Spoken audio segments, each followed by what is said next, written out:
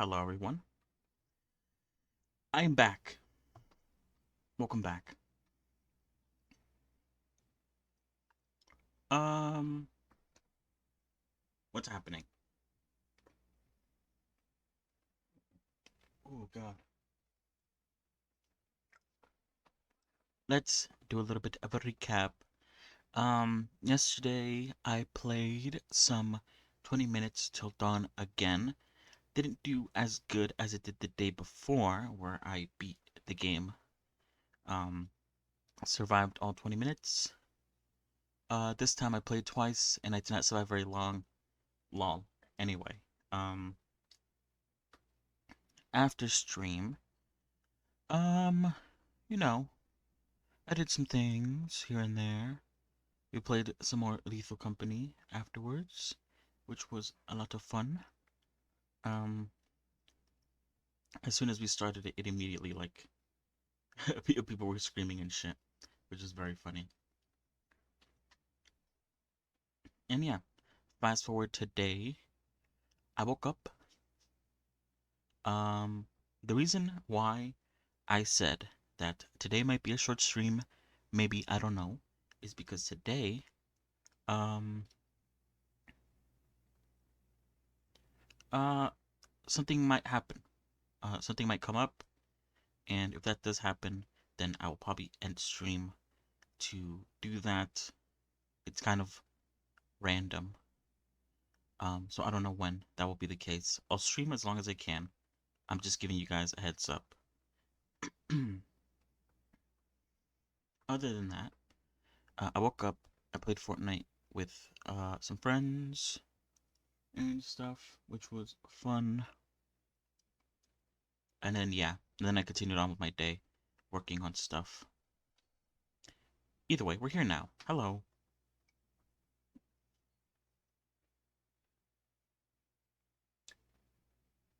The free game on Epic Games is Guardians of the Galaxy, which um, will be free for a whole week.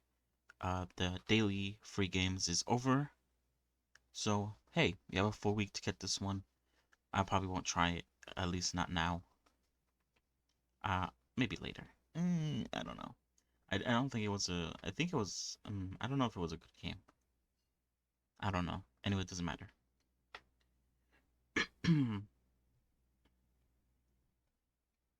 um, what else do I want to say? So yeah, today's stream is volatile. It could go on for the normal amount of time, or it could end early. I don't really have control over that. But if it does last for a very long time, the schedule is the same as it was the last few days. I'll stream Blender for a bit, and then I will switch over to some gaming. Probably playing again like the last 2 days, around uh of 20 minutes till dawn. Hopefully I could beat it again with some of the new characters. And then afterwards, we'll probably play some Honkai Star Rail. And that's about it. So, where were we? Um, Yesterday, we put up these lights. I also did the carpet. Um, I realized, wait, hold on. Did this break again? This broke again. It's just full on gray. Hold on. What happened? I think this is also broken as well. And, okay, that's fine. Let me, hold on. Let me look at the nodes. This is the gray, which is wood map. Let's check the wood map. Okay, I think it did break again.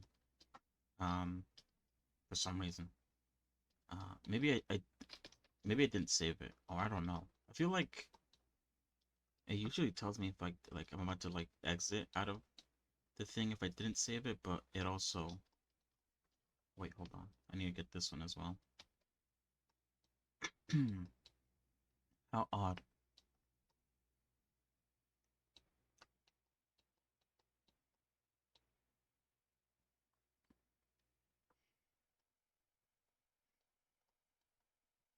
This is the leg. Wait, why is the leg affected by it? That shouldn't be the case, right?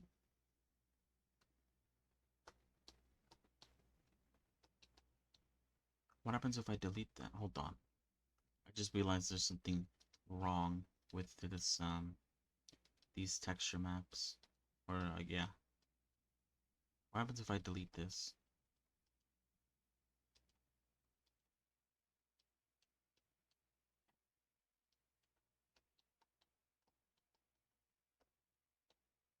Will the colors become more vibrant?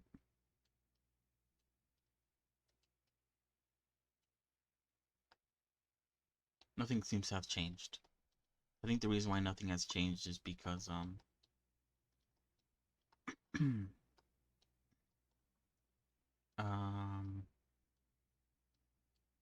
the beige, or I guess like more wood texture comes after the dark wooden texture, so it kind of like overrides it.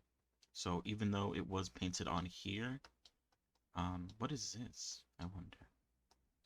Oh, those are the feet, I think. Like down there. I might make it this color. I'll have to see. Hold on. I wonder why this happened yesterday as well.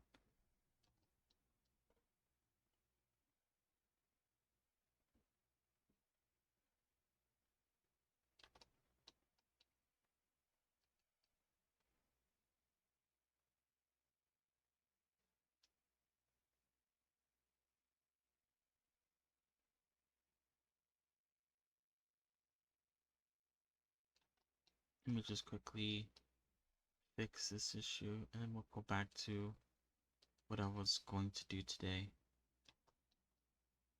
How odd. We'll see if it happens again tomorrow. It'd be weird if it does, I think.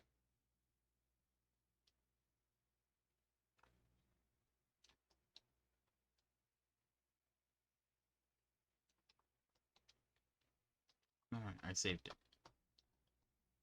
There, it's back to normal. How weird. I wonder if that's happened with anything else. It's easy to tell on the, no, this looks fine. Okay, sorry. What we're planning to do today is I want to do the flooring because yesterday I was picking the colors for the walls, and I was thinking between these four colors here. Um, this is currently the color that is on it. So we have, if we take away the, oh, actually I could just do this. So we have this beige color. We have this golden, almost like brownish color. We have this lighter gray, which kind of, I think the issue with it is because the ceiling isn't like illuminated by the lights. You can't tell it's like white. It kind of looks a bit more grayish. So this gray kind of almost, not really, but like if you go far enough away, the two colors definitely look identical, which is an issue. And then we have this darker color, which I fear is like it makes the room look too dark, and maybe it makes, along with like everything else being like very dark as well, except for this because I copied the same colors as the thing. Um, it just it's maybe a bit too much. I like to mix and match some colors. So yeah. So like I was saying, I was working on the wall color, trying to decide what looked good. But I said, let me do the flooring first, or next, sorry. And depending on what color I choose for the floor, might influence the color I choose for the wall. So, I have this 30-minute video, 25 minutes, of this guy making a procedural wood material, but it is a procedural tiled wooden floor material. So I want to follow this tutorial. It is 25 minutes, which means that in actuality, it's probably going to take me more than 25 minutes to follow along, especially if I'm like pausing it regularly, which I normally do with tutorials. Um, it might be longer. So let's see, hold on. Right. Blender might appear to be stretched out on your screen. That's because I have both videos, or both the video and Blender up. So sorry about that. I also might be a bit slow when it comes to looking at chat. So again, I do apologize for that. Oh, I guess I can put it up on screen so you guys can see what I'm looking at. Hold on.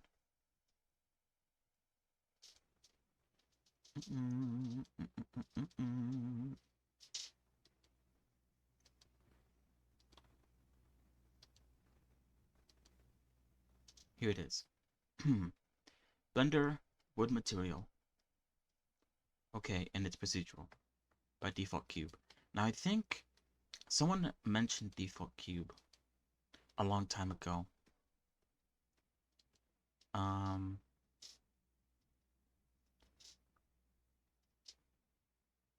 So I actually do have his channel up, saved on like this side. There's a few videos here that I thought looked really interesting that I might consider trying out at some point. But it's kind of funny that I was looking for this tutorial and he has the tutorial for it. So very interesting.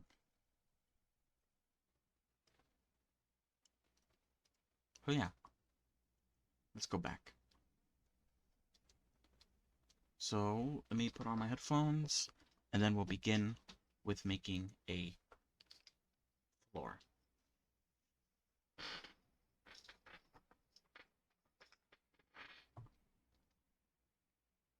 I'll shut the volume. Let me also turn up the volume on you guys.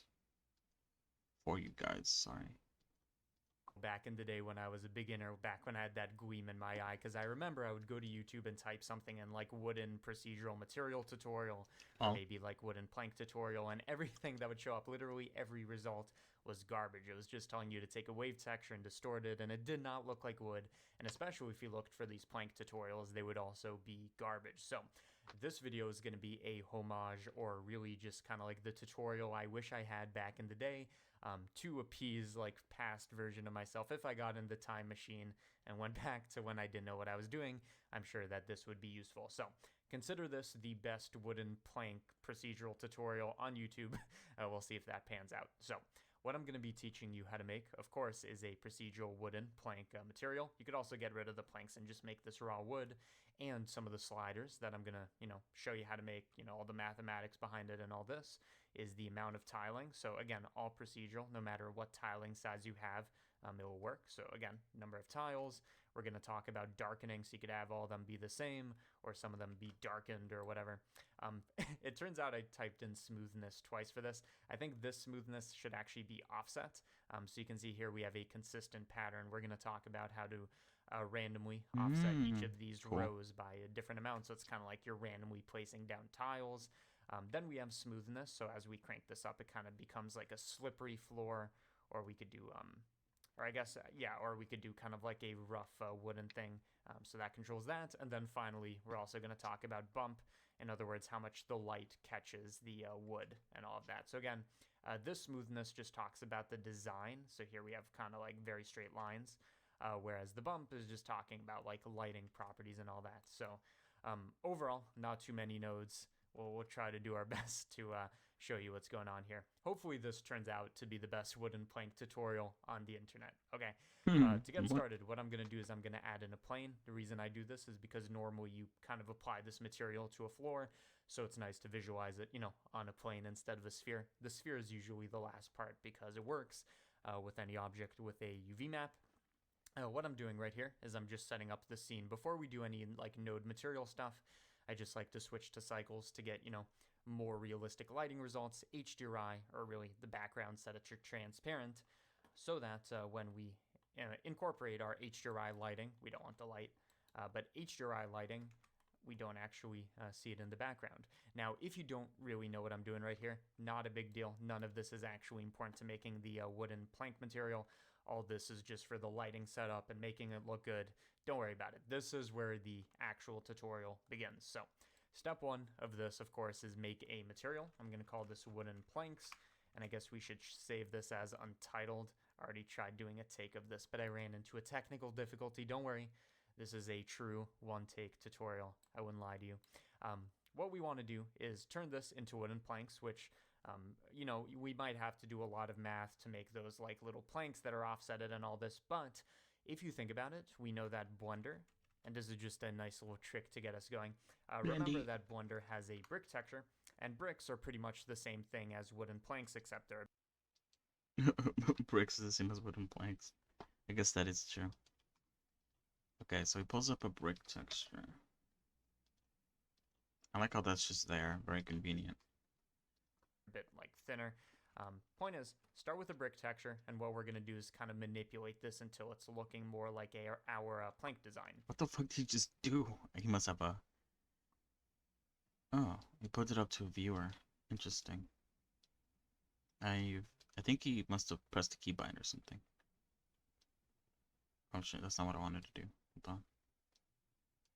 Wow! Oh, it's like a... Ooh, I don't... that looks cool. What the fuck? How weird. Why did it turn out like this? This is interesting, actually. Seems like a wallpaper you could buy in a game or something. That, like, looks shit. Interesting. This, like, zigzag pattern with, like, different colors is cool. Well, not zigzag, but, like, just, like, a bunch of lines.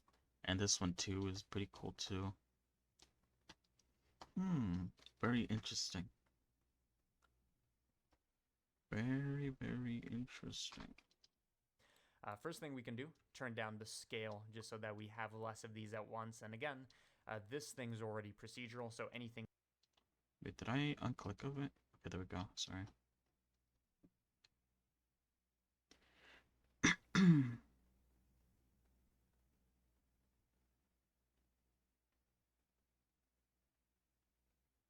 Wait, what? Hold on.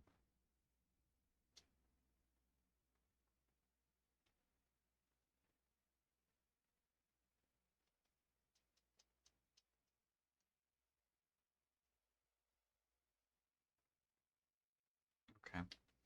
We turned on the scale. The 2. we do to it should... How does that look? Wow. Oh, and it actually, like, connects. Wow, that's interesting. Ah. How interesting. Like an easy make a wall, I guess. Obviously, I'm not gonna go with this, but it is very interesting. The way it turned out. What the fuck is this again? Oh, not that. Okay, let's continue. Keep that proceduralism and seamlessness and all that. So just to start off with, what we want to do is decrease, I can't remember, I think it's this frequency.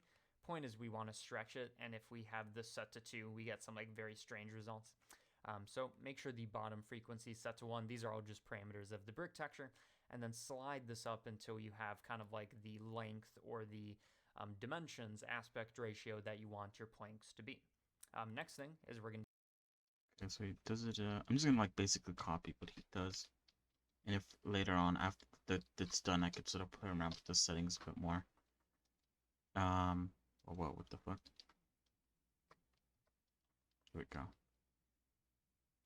I feel like I should always like take a step back and look at how the different little changes affects the room. Even though I'm not gonna use this, it's still very interesting to me. All right, let's continue. Take our mortar size, that's going to be this black separator. In other words, what's separating our planks. Take this and let's like divide it by 2 so it's half as thin, and that is looking good. So already, you know, without too much work, if we wanted something with kind of constant offsets, which, you know, we could change the number this is, but it's just going to be constant regardless. If that's what we want, this is a perfectly fine start. Now, of course, you know, this isn't what we want. We want random offset and all that. So let's take this brick texture and make some of these rows dispersed, or I guess shifted down. To do this, what we need to do is, first of all, add in a texture coordinate system. So for example, we're going to be using UV coordinates because that works with any object with a UV map. Best not to use something like generated or object coordinates in a scenario like this. What we're going to do is we're going to take this and separate it by XYZ components. And what we want to do is take this Y component going vertically, in other words, defining like which row we're going to be on. We want to take this, and for each row, we want to generate, in some sense, a random number that tells us how much to offset it by. Pretty simple stuff. So, first of all, one thing you're going to notice is when the scale is set to 2, we have 1, 2, 3, 4, 5, 6, 7, 8 rows, right? When we have 3, we should have 12 rows, etc. Point is, whatever number we have here, we have 4 times as many rows. And you could look into the brick texture to see why that is, but quite frankly, don't care. That's just the case. So when we have 1, we have 4. When we have 2, we have 8, etc. The reason that's important is what we want to do is separate this Y value into 8 discrete and distinct values. So what I'm going to do is I'm going to take... The fuck? Ow, add. I was like, what did he do? I'm probably gonna have to like pull up a map. Converter. This Y gradient going from 0 to 1, bottom to top 0 to 1. We're going to take this and multiply it by 8, or I guess 8 if this is 2, but to make it kind of more procedural and less defined or less restricted is probably a better way to put it, is we're going to use a parameter, a value node, to pick a scale.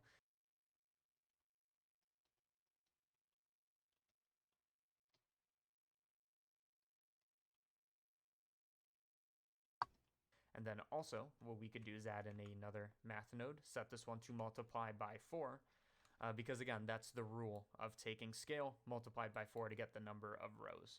Meaning that if we have 3, we're going to have 12, which is going to work here, etc. Okay, so now we have a gradient going from 0 to whatever number this is times 4. We take this, and then we want to generate a couple numbers. So, quick way to do this, take this and kind of round up to each value. This isn't a great way to see what's going on here, but let me just explain. Here we have the number 1, 2... Sally. Or, oh, ceiling, I think. It's supposed to sort of be a, where is ceiling? Oh, here it is.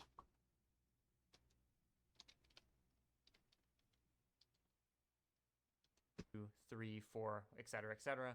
Because we have the 0 to 8 gradient, and it's rounding up to the nearest integer. So we have 8 values. If this was set to 1, we'd only have 4 bands, etc. Okay? Take this, we can use these discrete values that are now distinct for each row, and use a white noise texture, which will, kind of what it does, is for every input, it generates a random 0 to 1 output. In other words, now we have a nice map where every one of these bars has some kind of offset value between 0 and 1.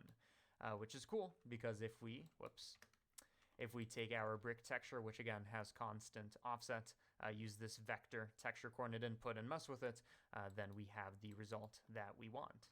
Okay, so in theory, non-theory, in practice, what should we be doing here?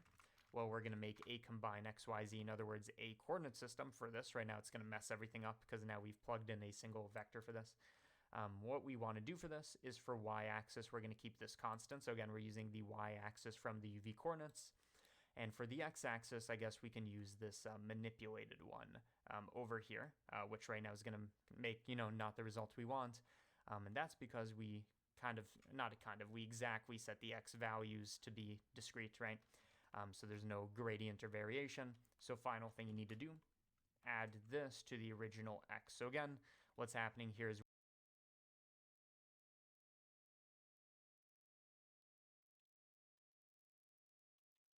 He's saying a whole lot of something.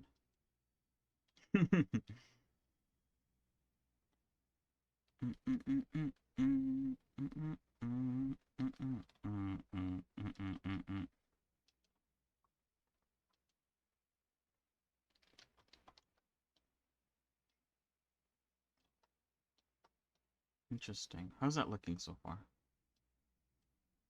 Whoa, okay. It's kind of gone a little wild. we're taking our y component from UV coordinates, bringing it over. Nothing changes. With x, we take it and then just add these random numbers, which now gives us random offsets, right? And the way this works is if we add a multiply right here, so this is kind of like the component.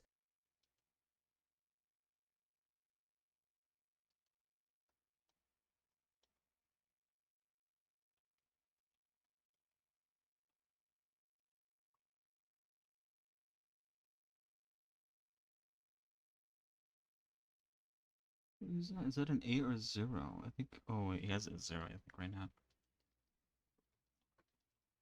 Of the white noise before it gets added. When this is set to 0, in other words, it has a, voice cracks awful. It's always best to acknowledge these things. When this thing has a strength of 0, has constant offset, but then as we increase it, it randomizes it quite a bit. So for now, we can just kind of get rid of this and assume that we're multiplying it by 1.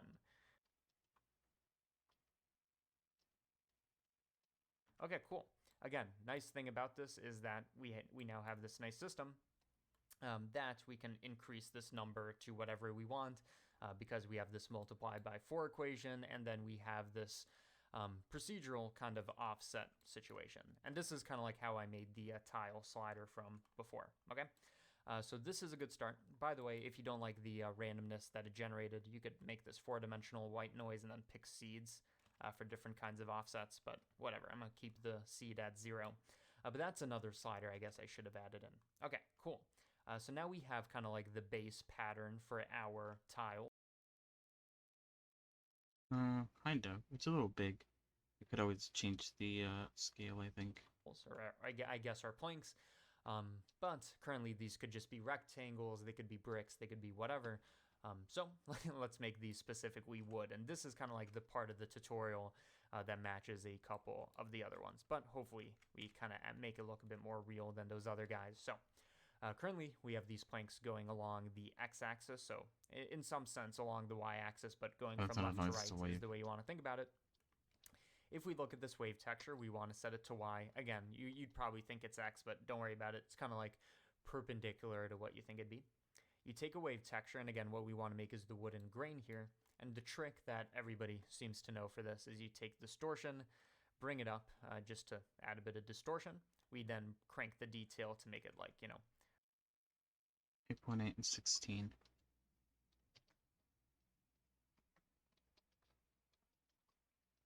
Look a bit more, I guess, detailed is a good word for it. Crank up the detail, crank up 9.8. Up the roughness as well, and this is 754.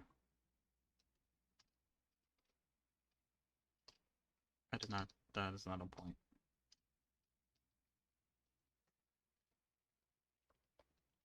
Whoops, wrong one.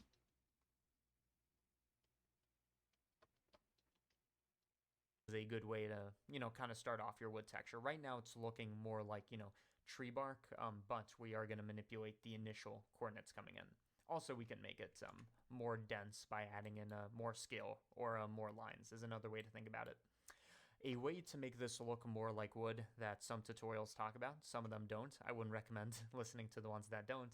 To make it look better, take another wave texture and we're going to manipulate this to use it as the texture coordinates. And I guess it's probably better to use one with default settings for now.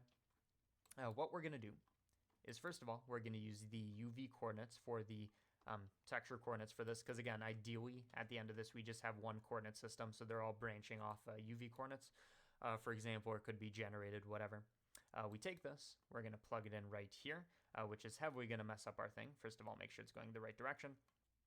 We kind of want this, but not to this extreme amount. This is kind of like perfectly smooth, sanded, perfectly elongated wood. It's not what we want. What we want to do is we want to take this and we want to mix it together with our initial coordinates. Not by much, just by a little. So we're going to mix this with our UV coordinates. So again, the way you want to think about it is we have UV coordinates that are being used for the wave texture, and then we're mixing it with the... It's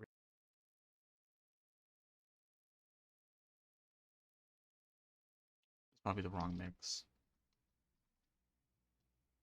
That's definitely the wrong mix. Okay. Oops.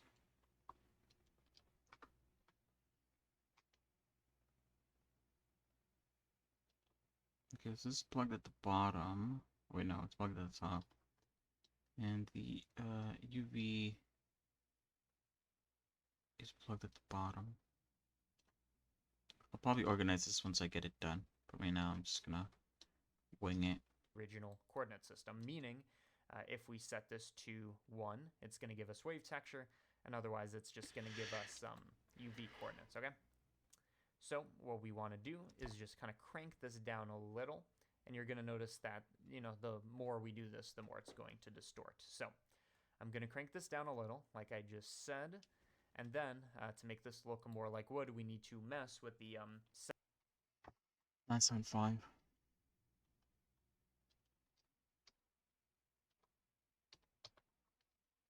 second wave texture here. So I think we want this to be a big number. So you can see this gives us our nice banding. Also, you can add in a second wave of distortion, although this tends to get a bit chaotic if you go too high. So just a tiny, tiny bit. You could also crank up the detail, stuff like that. And you can see this is what we had before. And then just with a bit of distortion, we get something that looks a lot better. And you can also play with this value and make it its own slider. But this is a good way to get kind of like, handmade probably isn't the right word for this, but what I'm trying to say is the floor that's under you right now, it kind of has this uniformity to it that doesn't feel quite natural. So this kind of gives it that uniformity where, again, before, after. Okay, cool. So we want to take this and use this as our...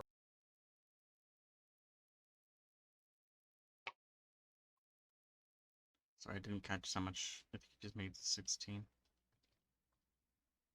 Or base wood, and then we incorporate the planks and all this. How do we do it? Well, since we've started creating all these masks, etc., it's just about time that we used a BSDF, in this case a principled BSDF, so we get lighting reactions and all that.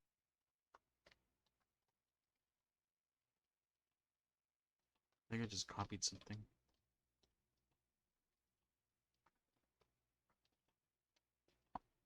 That interactivity. What we want to do here is first of all mess with the color. So I'm taking this modified wave texture and I'm going to plug it into base color, and then just to make it, you know, wooden colors, use a color ramp. Wherever we have black, we're going to make it some kind of like reddish, some kind of wooden color, and then for the white, you pick a different type of wood. And this is all dependent on the thing it is that you want to make, right? Some wood looks very black, some of it doesn't, whatever. You just play with it until it looks right. And speaking of playing with it until it looks right, I'm just going to be messing with these values a bit more until I get more of the look I want, because right now it's looking a bit cardboardy. I'm thinking we increase this a bit, just so we have a bit more distortion, and we also make this a bit more detailed.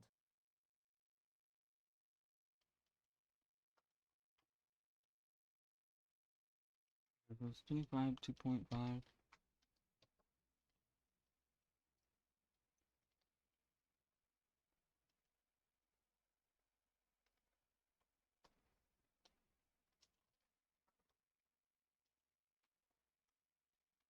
16:1.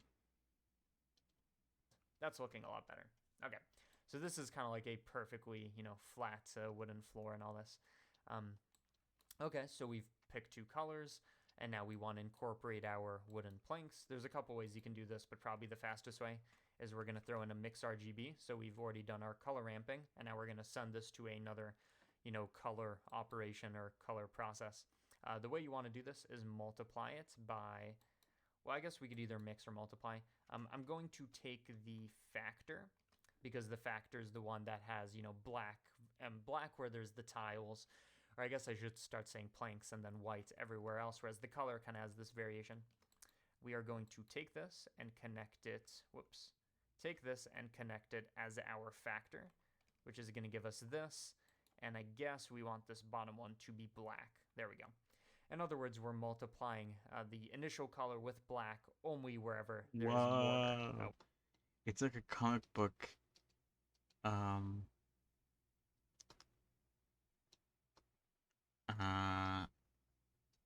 Like a black and white comic book, wooden texture. Noise textures don't do it. Oh shit. What the fuck is this? We've been prohibiting this year. I feel like I've already banned someone that's sent this. It's like the second time I've gotten that sort of message. But hey, how's it going? Sorry, I'm following this tutorial, so I'm unable to see the chat very often. I do try to look every now and again. So, hey. It's going bad. Oh no, what's going on? That's not good. I want good news, damn it.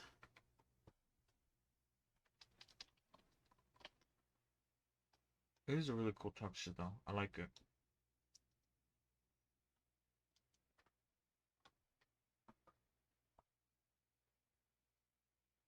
Recently I've been seeing some a VTuber that's come up on my page. I think mostly Twitter.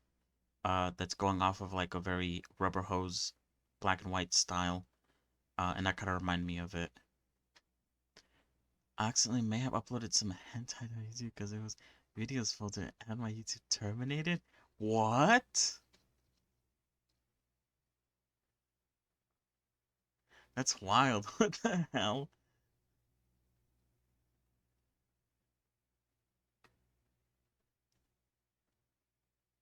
That's crazy.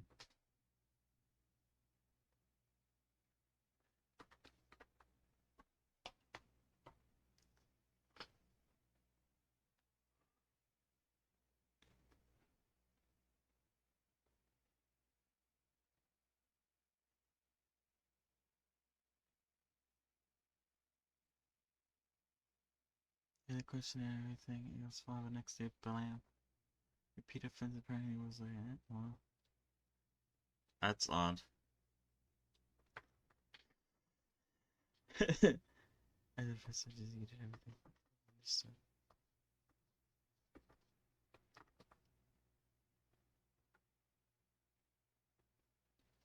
Oh shit, that does suck. Shit. What a fucking mistake to make.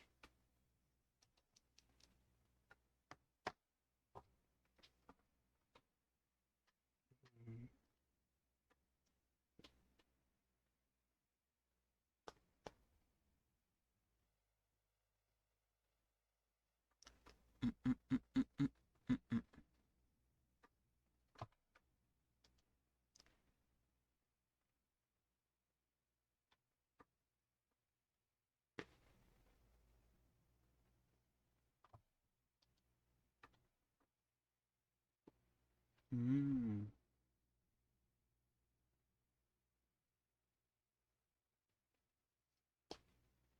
It does look pretty good.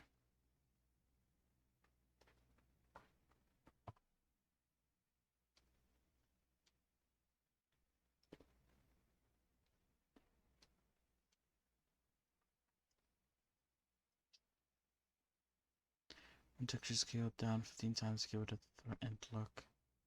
Not threatened. Edit look.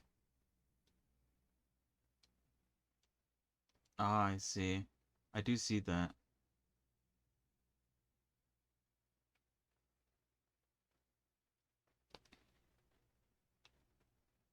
Mm-hmm. Oh shit.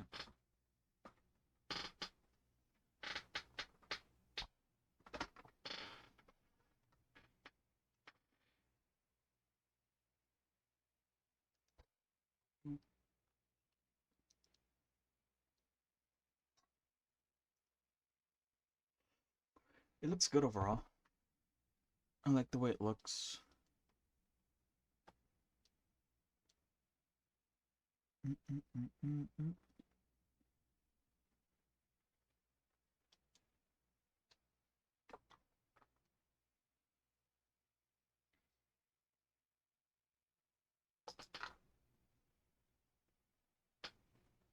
Alright. Oh shit. What the fuck? Oh.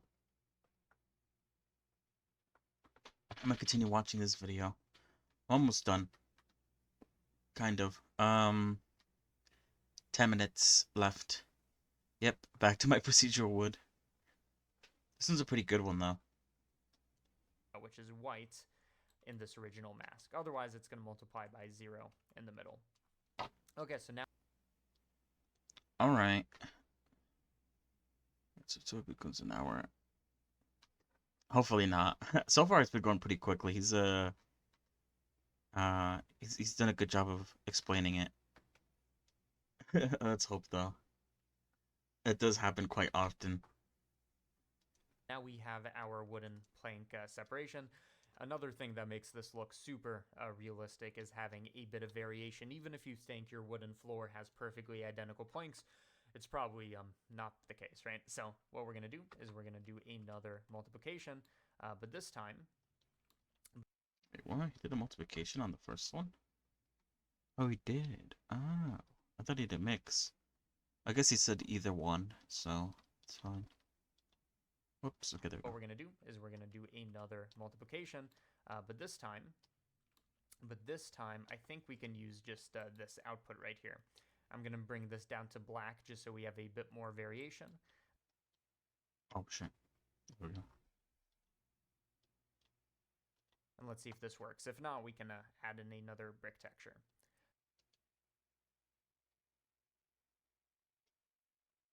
So I want to use this as the factor. And you can see that this does exactly what it's supposed to. And we can also control the intensity of this. So math, multiply. When it's 0, it's multiplying by 0, so nothing happens. Let me also clamp. And then as we go up to 1, we get a lot more variation, right? The reason this works, again, is because we have variation built into the brick texture. They've already coded this in. And yeah, you could do it you know, yourself with math nodes. Wouldn't recommend it. Just use the pre-built-in thing. You know, why not? Okay. So now we have a good amount of variation. One more thing that will make this look super real is right now we kind of have a BSDF where with a bunch of settings, but really all this is color information, right? There's not too much difference between this and this. What we want to do to make this look more realistic is add some kind of depth, not in the sense of displacement, but in the sense of bump mapping, just to give it that light interactivity. And we could mess with all these nodes and get a new kind of mask for this, or, and this is what I would recommend, we could be super lazy. So everything that we've done to get to the base color, we're just going to take this, use it as a height map, and connect that to our normal. Again, what the bump node does is it converts height information, whatever map we input, it converts it into normal information, which you can see kind of looks like wooden normals. Oh, the burps are coming. But you can see very quickly this gives us the correct result. One thing you might need to play with if you do something a bit differently over here is you might need to invert it depending on whether these things are going inwards or outwards. And sometimes it's kind of hard to tell. But now we have kind of a floor that reacts to lighting conditions. The lower this is, the smoother the floor is going to be. But you definitely want some kind of number larger than 0. Okay? And of course, it's possible to overdo it. But for now, this is going to be fine. Okay? Next thing I want to talk about is roughness. We're not going to do too much with this, but again, roughness is how shiny the surface is going to be. This is perfectly rough, so it's not going to be reflecting much light. Whereas when we bring this down, it's going to get closer and closer to a mirror. from the right angle. I guess this would be a good angle to show what's going on. What we want to do is just keep this at a certain value, but have the mortar, the black in between the planks, have a roughness of 1, so it's not reflecting anything, and that would just make it look a lot more real. Ideally, the burp came out, thank God. Ideally, we have the roughness also kind of mapped to this thing the same way we did it to the bump, but of course I'm lazy and it doesn't look too bad if you just set it to constant values, okay?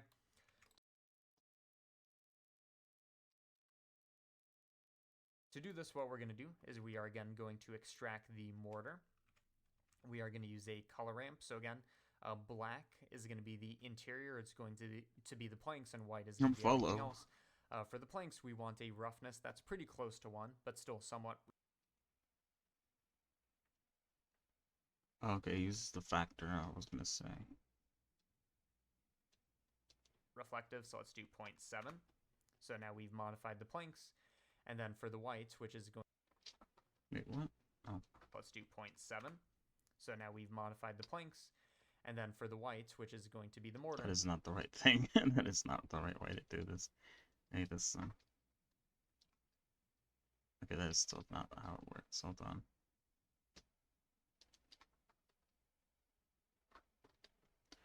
Okay, everything else is supposed to be down. There we go. 7. So now we've modified the planks. And then for the white, which is going to be the mortar, we want a roughness that is perfectly 1. So that's already good. In fact, we could probably lower the plank part to something like 0.65, just so it's a bit shiny. And you could use this as your own parameter as well in your node group. Take this, connect it to roughness, see what that gives us. You can see now this is shiny, except, in fact, too shiny. We'll fix it. But you can see it's shiny except for the lines in between, which is exactly what we want. So again, if you want to affect the initial shininess, or not the initial, the plank shininess, you can take this and bring it up. Or if you don't want to do it in the color ramp, a nice trick is after you do this, and this is good if you want to make it a parameter, math addition, set it to clamp so it doesn't go above 1. And the more we add here, the rougher, or really the higher the slider is going to be brought up. This one's going to be held constant since we're clamping, but this one's going to be brought up. So 0.2 should make it like super rough, and then like 0.5 should be basically no reflection, etc. But this is before and after. Maybe even 0.3 should be fine. Okay.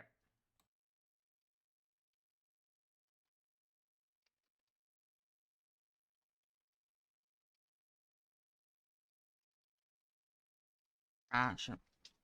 There we go. Add 0.3 and clamp it. Cool. So now we have the base set up over here. Let's see what controls we have so far. So far we have kind of like the master slider over here for tile size, and it works because it's all based off this brick texture, which is controlled by this value node. Alright, hold on. Let me see how it looks like in Blender. Wow. This looks cool. It's like a cabin. Cabin in the woods.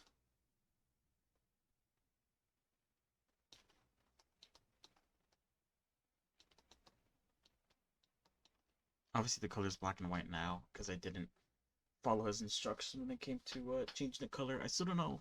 I guess I had to pick a color for the flooring as well. Which I need to find a good color, I think, that I like. Did I get any good ones here? In my references. This one isn't that bad. That's too pixelated. I feel like that's too, like, bronze color. I'm good. This is a nice present color, though. Look at that. I might use this one. It might be a bit too bright, though.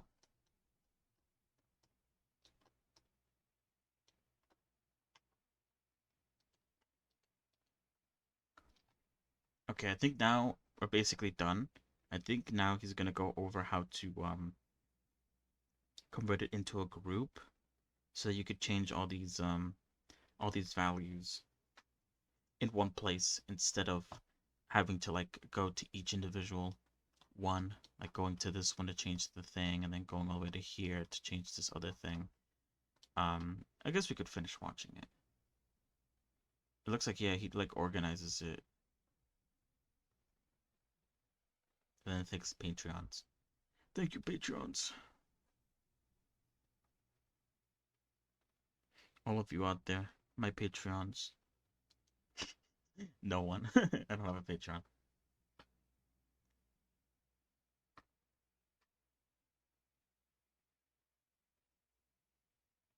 The fuck?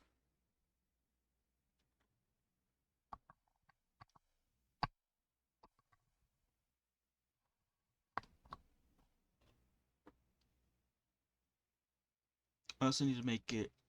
I need to scale it down because right now the scale is very big on the tiles. Not only that, but I also need to somehow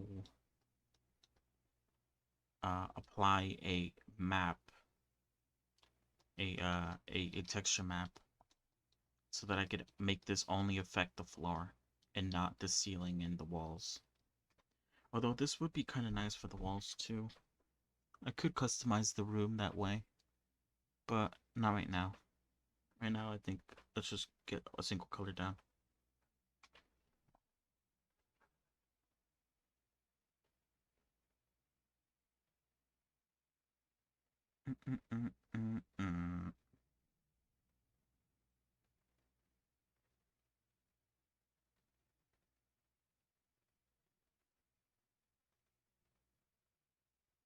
Okay, let's go.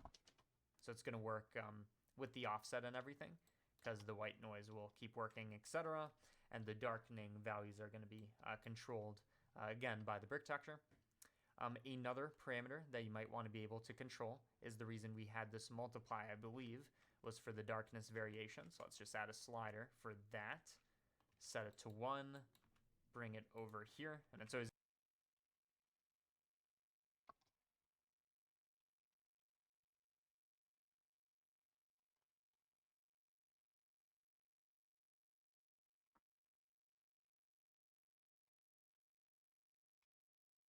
good to give these things names.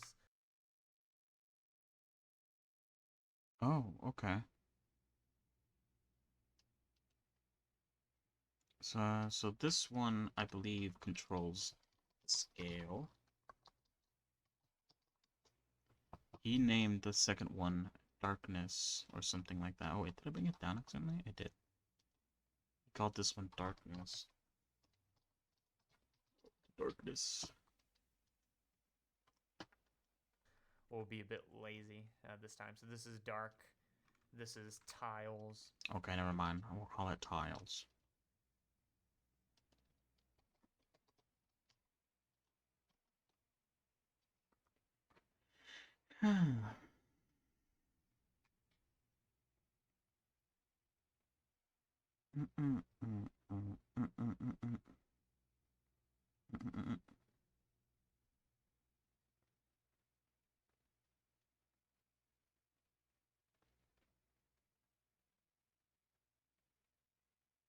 The fuck?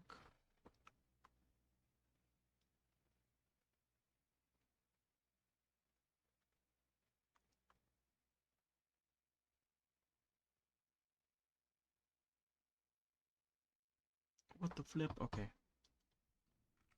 And again, you could really get in here and control like detail and stuff like that, which is the quality of the wood inside here. And maybe it's a good idea to make it a bit smaller, just so it looks like there's more. Did he change? He didn't change it. Wait, what did he change? Oh, he raised it actually to 25. Grain going on in here.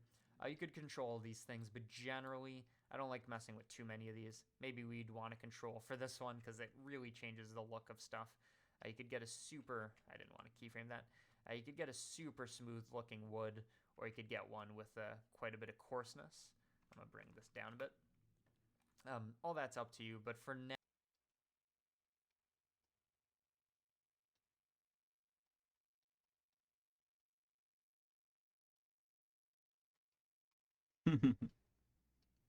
very minimal changes I'm adding. Now, I'm thinking the main three important parameters are the texture coordinate setup, so in this case UV coordinates, the number of tiles, and the wow, the voice cracks are coming in. They're coming in hot today. Whatever, can't be embarrassed by it. I'm making the best tutorial ever for wooden planks. This is actually pretty good. Some other stuff we can I like control. honestly like he's talking himself up. It's actually pretty good. It's I think it's very different to the one I used for my other wooden texture. I think this one is Again, is the a little better, offsets and how powerful especially for tiles. Especially for tiles, it looks really good. that's going to be, etc. But for now, these three sliders are going to be enough. So once you're happy with that, Control G for the rest of this. Move that Okay, does that Control G at all?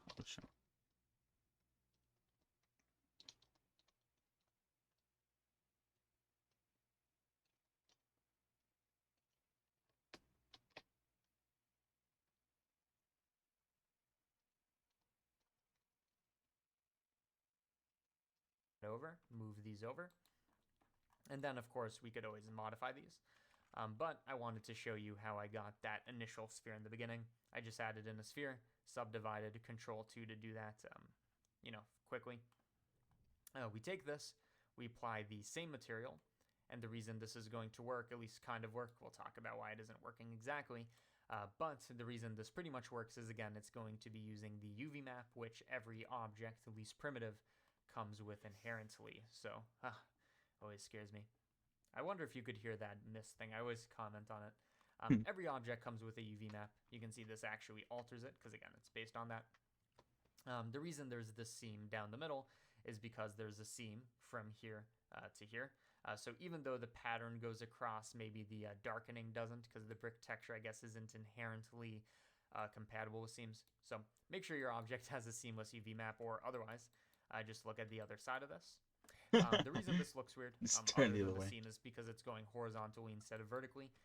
But we have a quick solution for that. Either vector rotator, I guess mapping node would probably be cleaner. We're going to use a mapping node. We're going to rotate this by 90, like that. And again, you probably saw we could do any value in between and get this nice wrapping. Oh, That's cool. the nice thing about proceduralism. So we're going to rotate it, and then we are going to, I guess you could either scale it like this, or again, we have this nice tile slider. So let's set it to like 4, or no.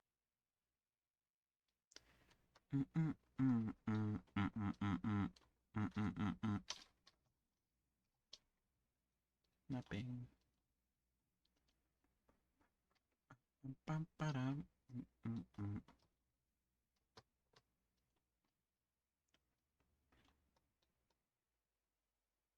Ooh, it's like a horror house. That's not enough. Let's set it to 8. That helps. And then also let's stretch the UV map on the y-axis. Not by that much, but just by a bit. Just so it looks a bit better. Those are some pretty thick panels. I'm gonna have to increase that. It's fine though. So again, this is the initial setup. You might want to mess with lighting and stuff like that, with your bump, with your darkening, etc. But you can see this is kind of like the essence.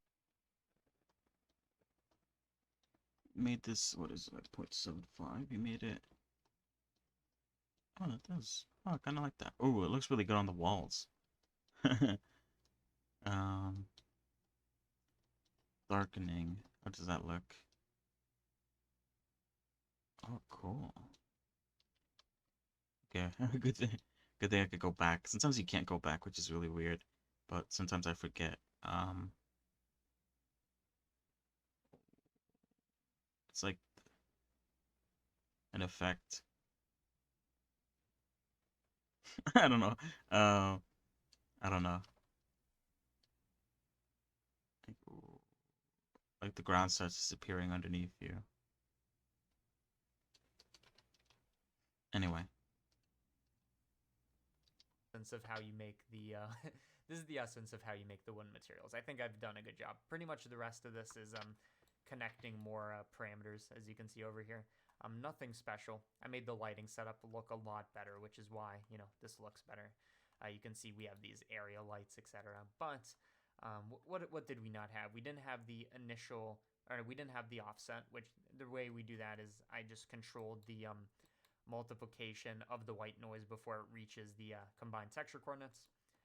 Smoothness was just the mixing factor between the first wave texture and the UV coordinates. So you remember we did that trick, and then the bump is just the control on the bump node, if I can find it right here.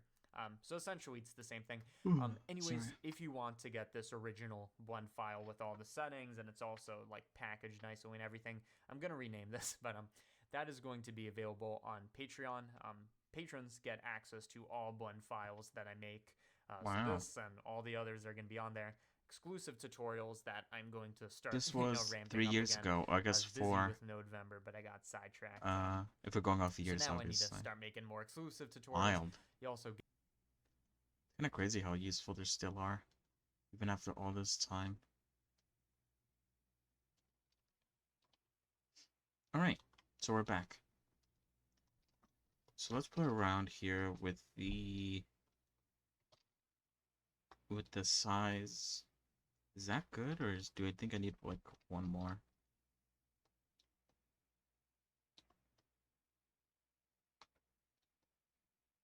I think that might be better. I do want to play around with that randomness that he talked about. How did you do it again? I actually forgot. I might have to go back into the video and see. What's the multiply? This is a 4. Not really. Right? Or what? Okay, these two are lined up. They're still lined up. Okay, so increasing this doesn't actually change that.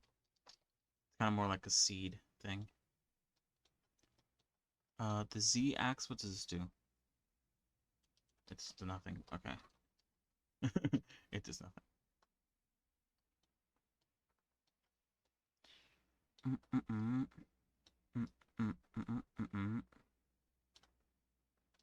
Okay, I'm gonna have to go back to this video and see how we did that. Hold on. I do want to change that. I guess you could either scale it like this or no on just so look mess with them. The essence, more parameters as you can see over here. Nothing special. I made the lighting setup look a lot better, which is why. What did we not have? We didn't have the initial, or we didn't have the offset, which the way we do that is I just controlled the multiplication of the white noise before it reaches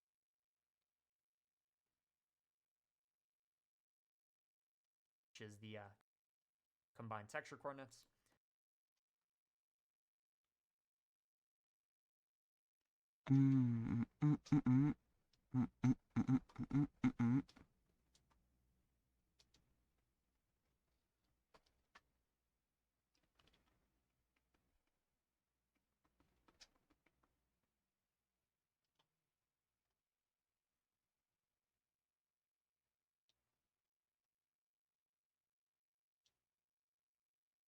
Wait, hold on. I'm like missing something here.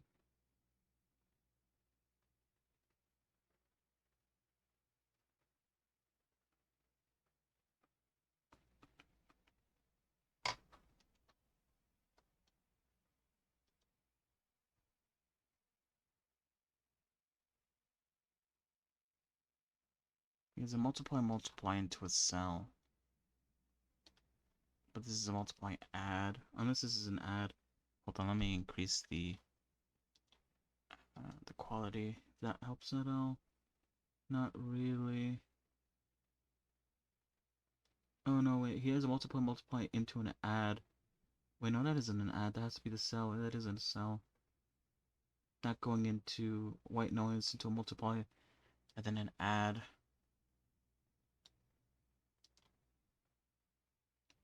Puts an extra multiply somewhere. Or actually, he makes this add into a multiply. On this one. What does that change exactly if I follow along with that?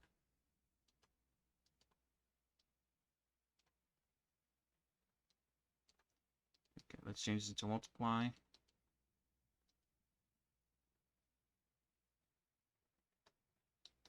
Oh, that changes the offset. Sick. Okay. And then right before this add here, he also adds another multiply. Now the question is, how is this controlled?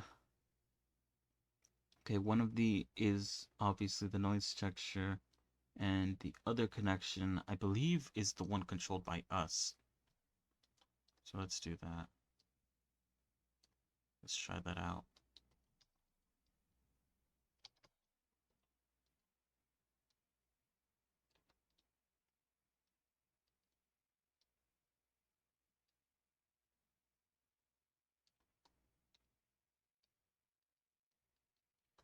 So if I play with this, then it should. Yeah, okay, good. So now, how do I bring this outside? That is the question. Unless I can...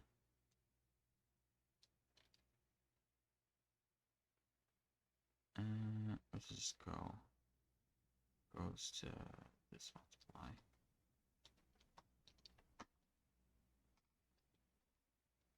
Okay. So now if I exit the group, here we go. Nice, okay. Sick.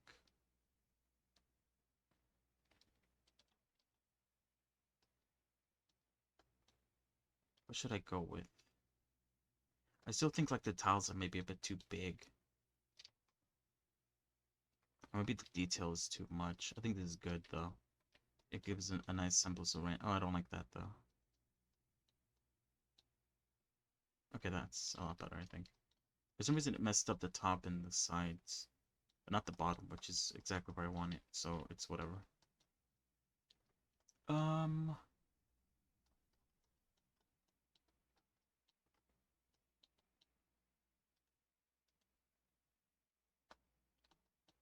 Oh, but that messes up this now.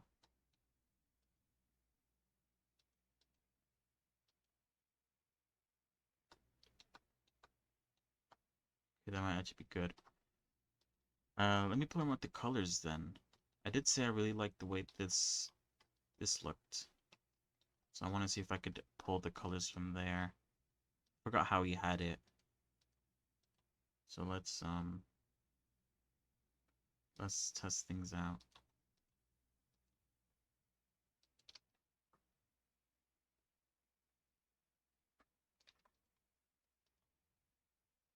I want to get a darker color. Is that good?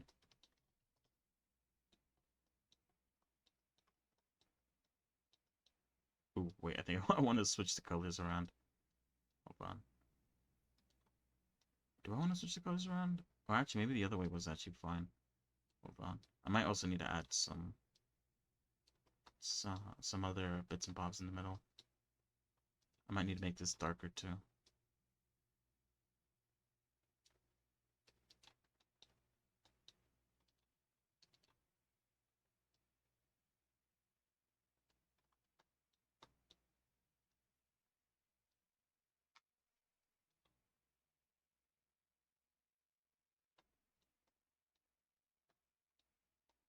I feel like the lines are too thick. I could turn that down. How do I turn that down again? It was here in the block texture. The more size here. Oops, I made it bigger. Okay, now I'm in it non-existence. Okay, now I fucked it. Okay, there we go. Now, as you can see, I fucked it.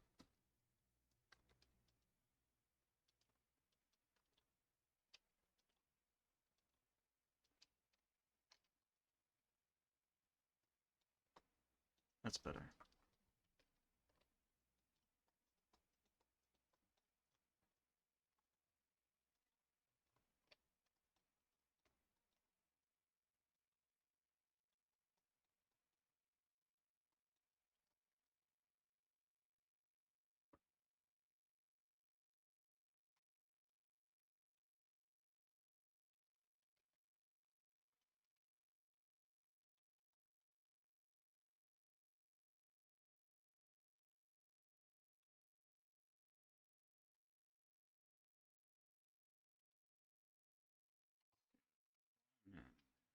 image texture.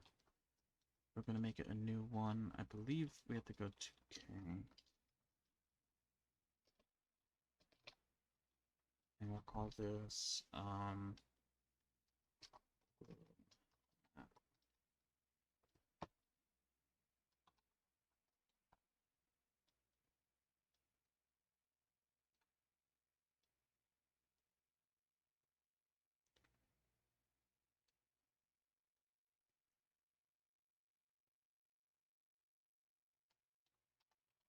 amazing. Exactly what I wanted.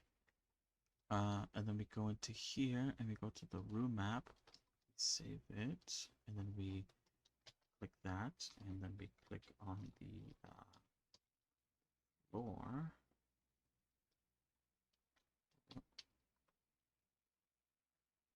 Oh, what? I didn't.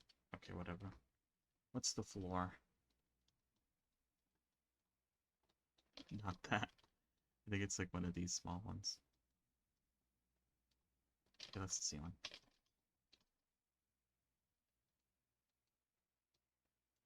Oh, perfection. Look at this shit.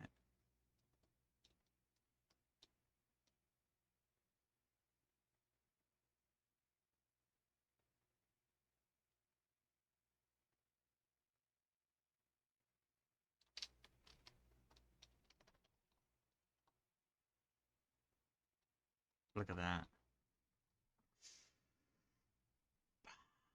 Oh, amazing. It looks good.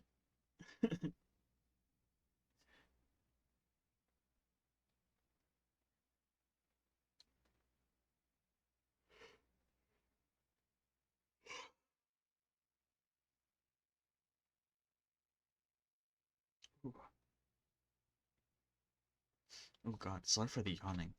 Um, I mention usually at the beginning of this stream that I play Lethal Company every night with some friends. Um, However, after I'm done with that, I usually go back to doing Blender stuff. And these last couple of days, I've been up doing that until like 1 in the morning, which is bad. Which means that I wake up feeling very tired. Especially today, since I woke up early to can you believe it? Game with friends. Um, so that's why I've been yawning a lot these last 2 days. Sorry about that. I don't feel a lack of energy though, which is peculiar. Okay, so the color might need a change. I think it's maybe a bit too dark. I could also play with the darkness thing. I think it's this one. Is this the darkness one? Yeah.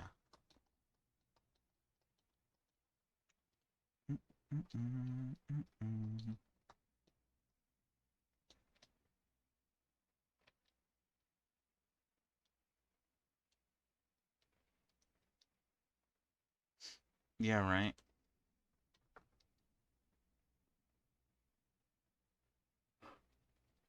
My body's giving out. Okay, so one. I could make them all like, nah, I don't like that. Hold on, let's start at 0 and work our way up.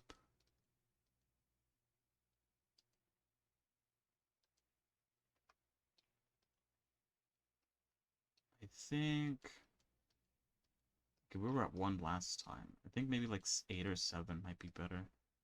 Just like a little bit of discoloration.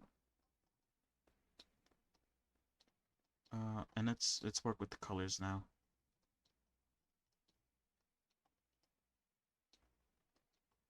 Let me find some more better tiled wood flooring to sort of get the colors from.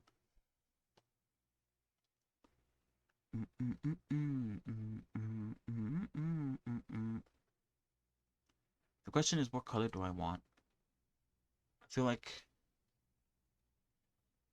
there's some gray colors, which goes with the, I guess, the sort of color aesthetic that I have right now, but will that make things too dark? I could go with a more like brownish color. Hmm. Scratch his chin.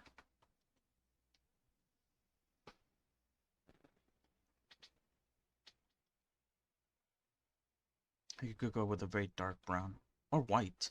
Apparently, there's a white one. Um. mm, mm, mm, mm, mm, mm, mm, mm, mm, mm. I don't know. I guess I could try out different ones. Let's do that. Let me save this. Let me save this white one. Let me save this darker brown one. Let me save this. Where is it? Let me save this gray one. And I guess I could save this like lighter brown one. We could try all four and see which one I think looks better.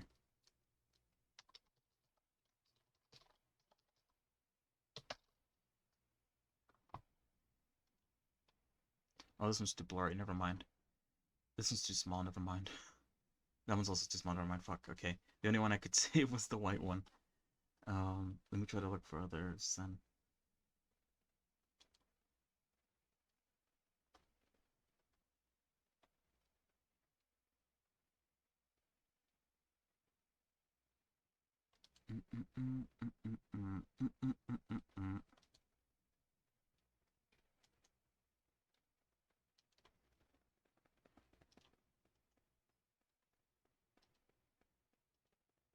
Oh, that one's also blurry. Blurry. Let's try this one. This one's also blurry. God damn it! All these pictures are blurry.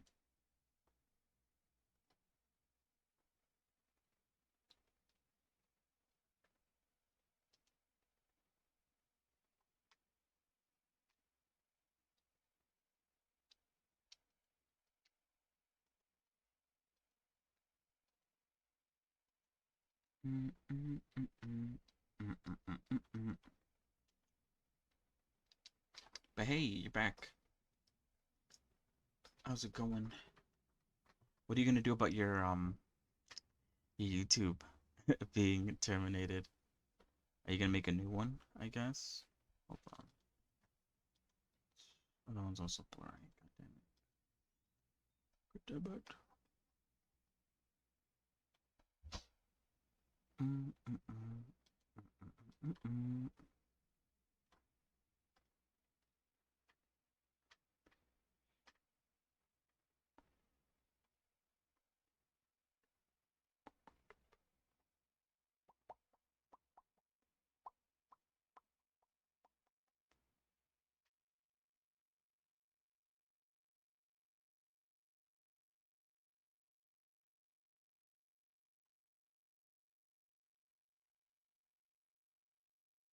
Okay. Let's try this color. What is it? Floor color ref 02. I want to find, okay, this is like a very dark, a dark brown. I'm looking for, oh, I guess this is a little bit lighter. Let's see if this one isn't blurry. Okay, it's blurry.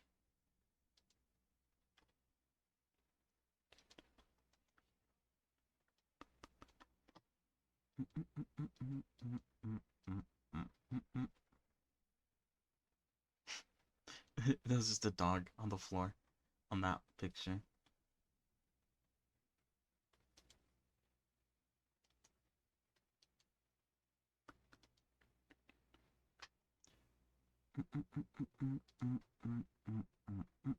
Okay. Four polar rep 3. Okay. Last one I need is a gray one.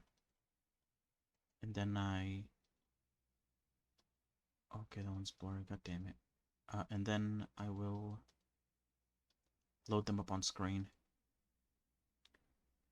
And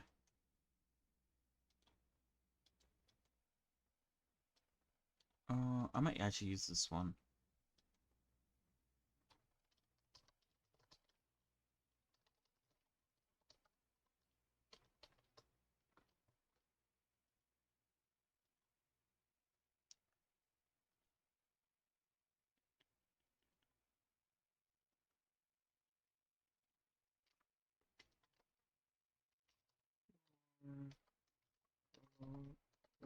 Oh, five. Okay, I have 5 references to the floor color. We'll try each of them out and see which one I like better. This is floor color. Okay, first of all, we have a white texture here. White wood. Then we have this sort of like darker brown, almost bronze. Then we have this lighter, almost beige color. Then we have this very dark black color. And then finally, I found a gray. So let's give these 5 a try, starting with the white one. So what I'm going to do is I'm going to take a color ramp and I'm going to make some copies of it. So if I like one, I could just delete the other ones and hook it up. Alright. So let's play around with these colors, shall we? This is going to be the light side, so this is probably going to be whatever this color is. This is like medium. So maybe something like here. And then this is the darker side, which is not very dark. Trying to find like a good spot that has like a bit of darkness to it. So there's some like contrast.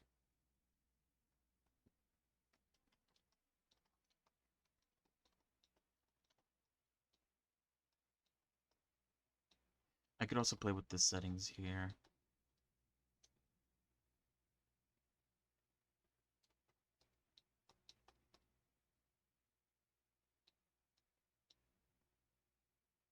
Okay. I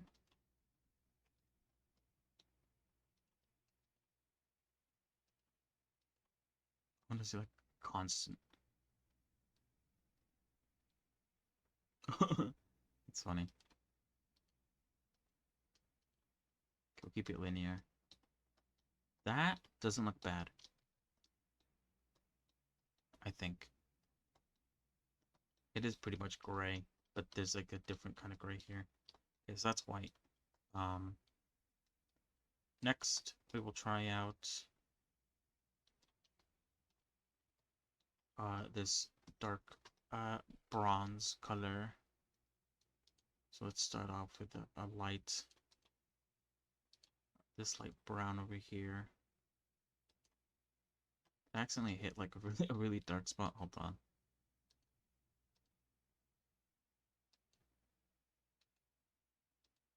I don't think that's the color I'm looking for. Or maybe it is?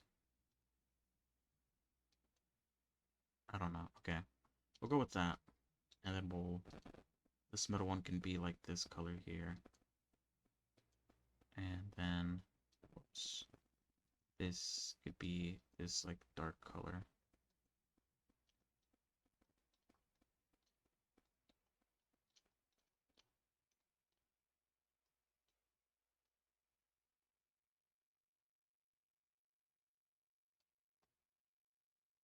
Now I can play around with these sliders. Make the darkness be very dark wooden floors. Or I could make the lightness sort of shine through a little bit more. Make it a little bit more lighter with a bit of a darker undertone. That could work. Very nice. Alright, next one. I'm just gonna...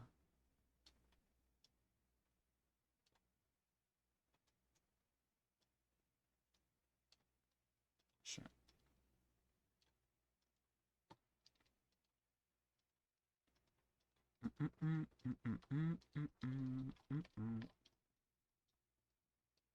Alright, let's try this one next.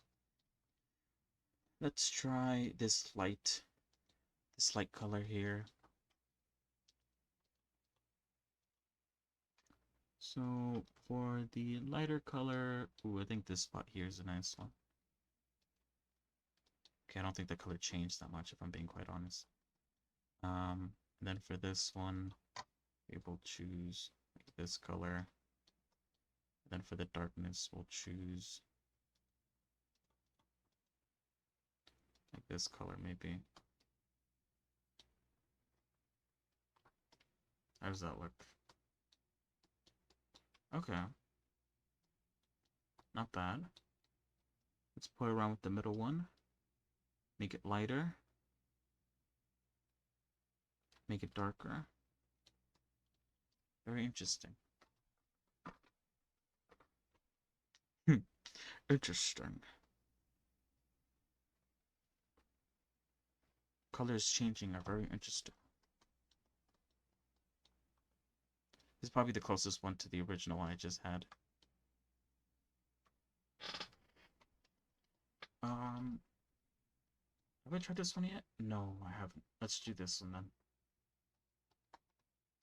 This is a dark grayish black color. Let's see, where can I get the lightest color? I guess like here would be pretty decent. Oh, whoops. I chose the wrong one to have it. There we go. And then for the darker gray, I think maybe going here. And then for the darkest gray, we can go like here.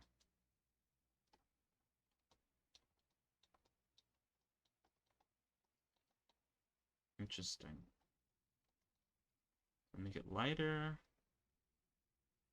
or make it darker. Which kind of removes some of the detail I realized I saw. Some of the detail goes away.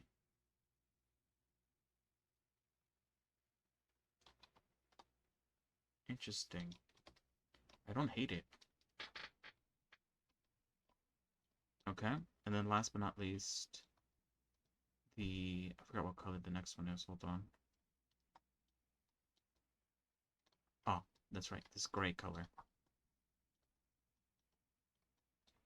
A lot more variety in this one. We'll use like this white here. And then we'll use this gray like right here. And then we'll use this dark gray right here, maybe. Yeah.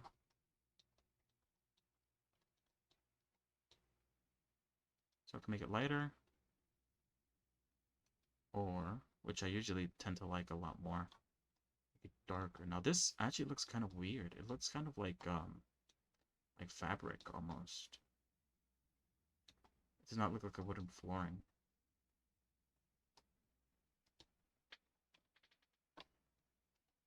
Okay, so that's all of them. I have to make a decision because decision will decide how I'm going to color not only the wall of the room, but also the rest of the furniture. So give me one moment. Be right back. I'm going to use the bathroom. And when I come back, I will decide which one I like the best. So yeah. Hold on. I just realized this entire thing was on the screen. I don't even know if you guys could see them. I'll show them again when I come back. Be right back. Be right back.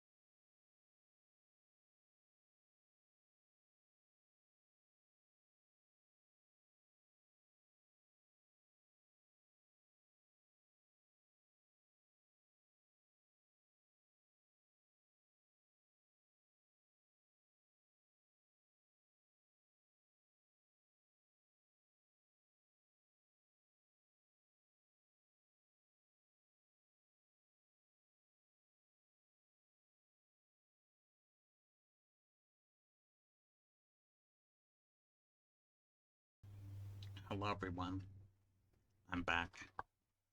I got some ice cream. Alright, yeah, these two look pretty similar. Okay, so now there's nothing blocking the screen. Like before, let's go over our contendants. Our contendants? Contestants for floor of the living room. Starting off, we have this lighter gray color.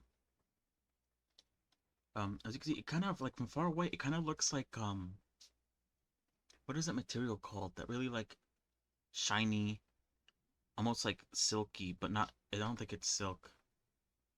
It's usually used for I think like to repel water and stuff. It kind of looks like that from far away.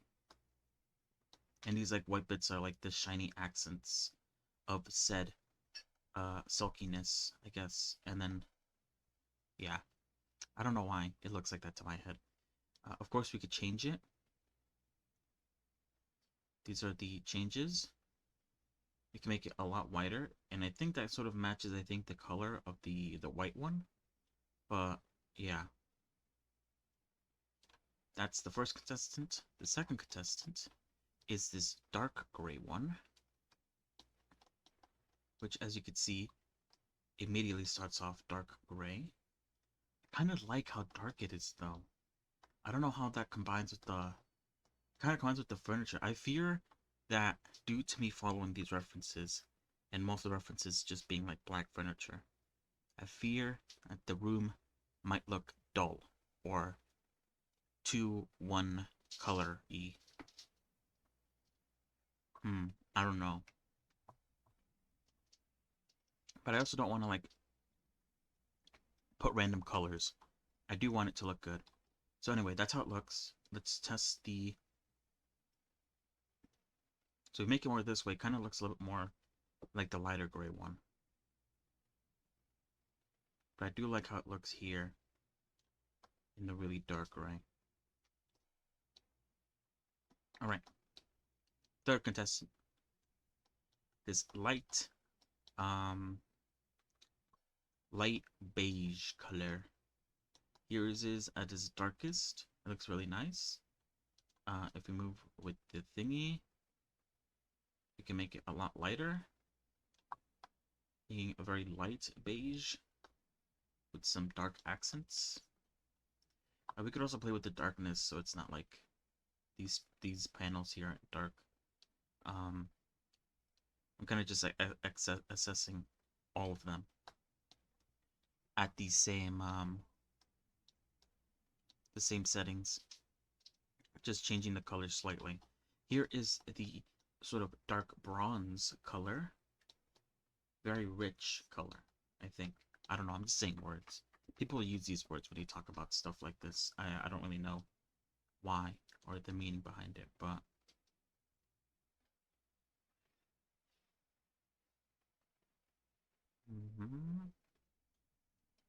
this isn't bad.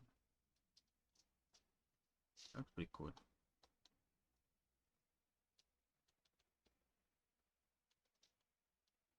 Shit. There we go. So there we go. And then finally, we have this white one, which actually comes out to look a little bit more gray than white. But it adds a bit of light to the room, which I think is quite nice.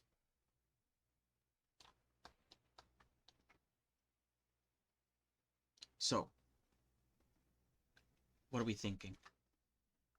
In terms of my opinion, let me just quickly, like, I'll go through these and sort of... So this is probably a no, because I don't know how I feel about this looking kind of like a fabric in my eyes. And making it brighter kind of... I don't know, it just looks weird. This is probably like the least one I plan on doing.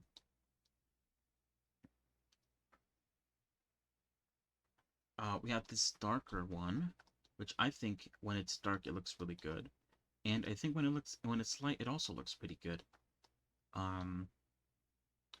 This is a pretty strong contender. Not gonna lie. When it's this one, I think this one might look better if I remove the darkness from some of the tiles. Or from all the tiles, maybe. But it's another bright color, which I think adds to the room. This one, I think the changing color is what makes it good. And I think I like the lighter version a lot more. I think this looks really good. And then for this last one, I think I also like the lighter color on this one. No, never mind. I like the darker color. So those are options. So let me delete this one. And let me delete its reference. We have 4 now. 4 contestants.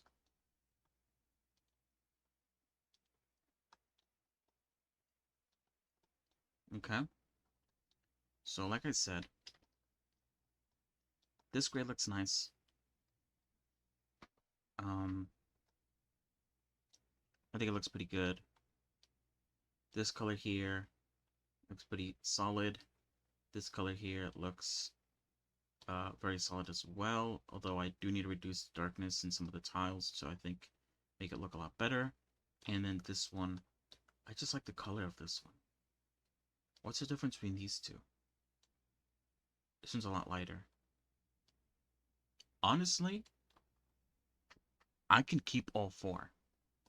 Like I could keep it like this, and so if I want to customize the room, I could just swap. The issue is I can't really do that with the wall texture. I'm gonna have to paint it every time I want to change it. But let's go with this color, I think. I think this color was my favorite out of the 4.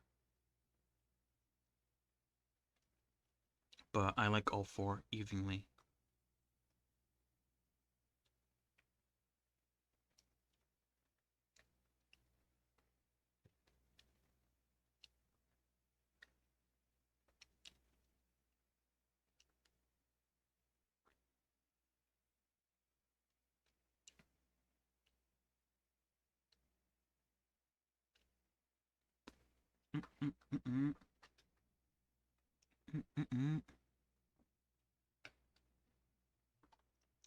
Alright.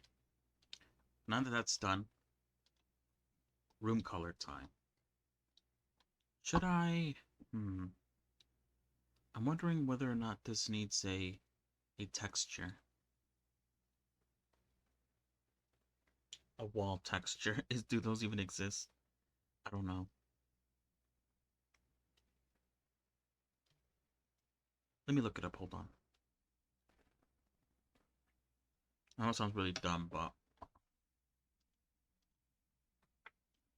Wait, hold on, let me delete all these references. And let me quickly check something, and then I'll look it up.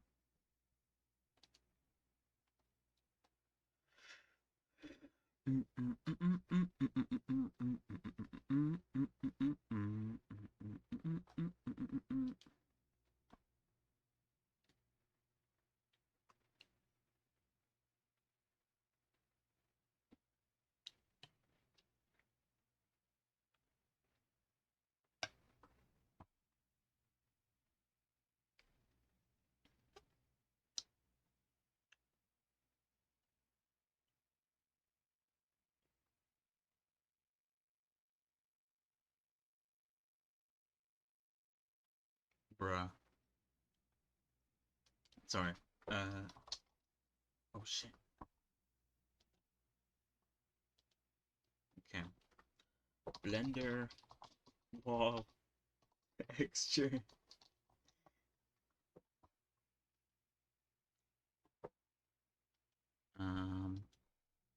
Rough plaster material.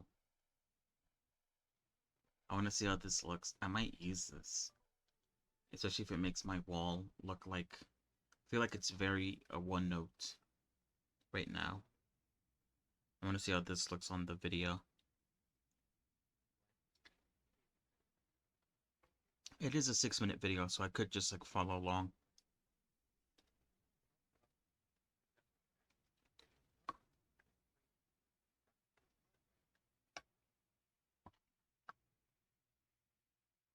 And like 30 minutes of it spent advertising.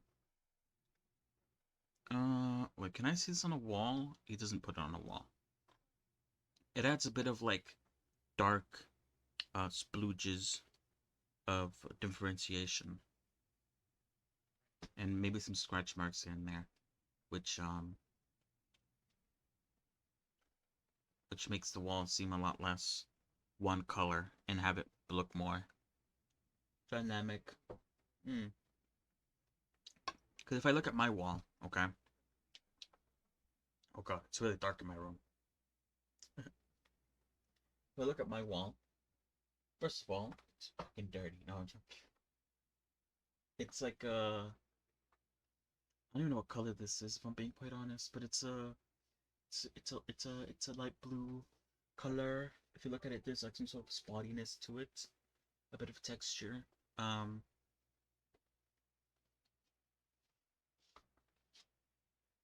There's a bit of discoloration of some parts appearing darker. I believe due to the spottiness.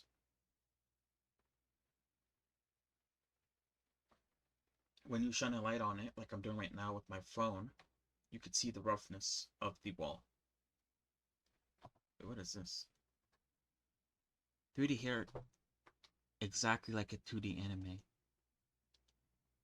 I'll saving that one. This is 6 days ago. Thank God. Okay, I need like new hair tutorial videos because I've watched like all the other hair tutorial videos. I've seen them all, and not one of them I've liked. Or have liked some of them, but I mean, they weren't very useful for me. That's what I'm trying to say.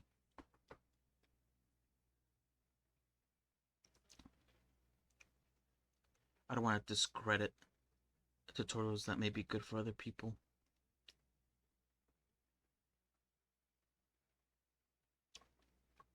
Oh, this is number 2. Holy shit. That means there's a second part. Oh, I mean a first part. Duh. I think I have seen this guy's videos before. I didn't really like his. I liked one of the things he did, which he quickly showed this time again. More of a flat look.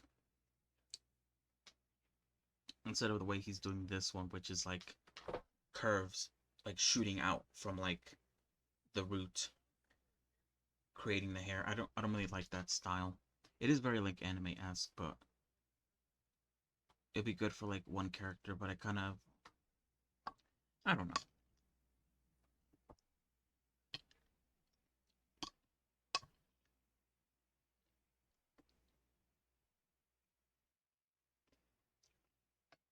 We did the first video.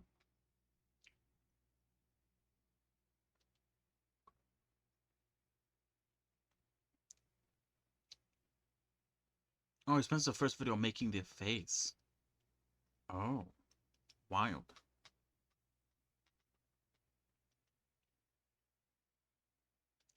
The eyes he makes do look really good though. I might look at this to see how he makes his eyes. Does he do it in this video, or does he not show that?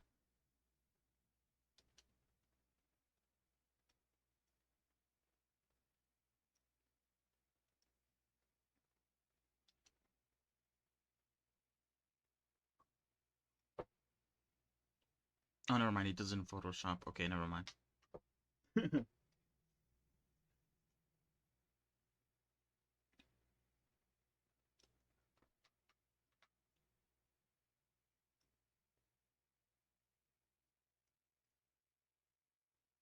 If you've done it in Blender, then I would have cared a lot more. Just because I mainly just use Blender.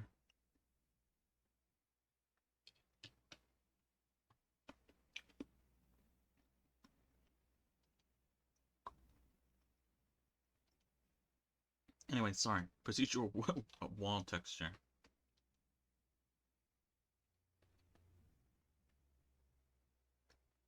It's not bad. I could give it a go.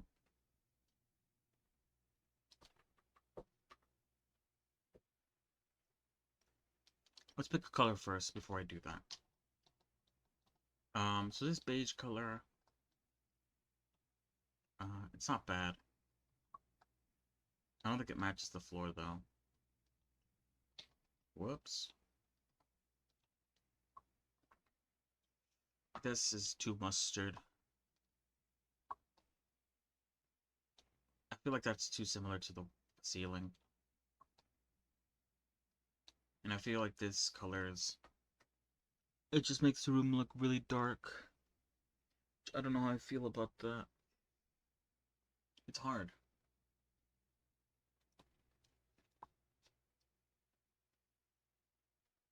Alright, hold on.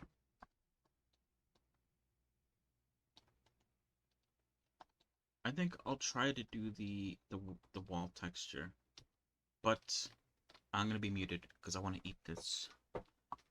So I'm doing both at the same time. So let me put this up on screen. It's not what I wanted to put up on screen. Oh wait, that's why. Hold on.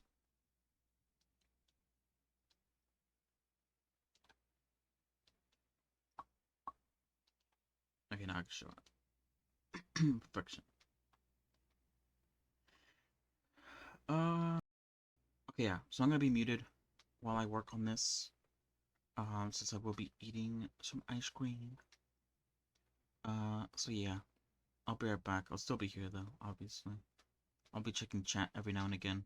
I will have to minimize Blender to fit both the video and Blender on it, so Blender might look stretched on your side. Sorry about that.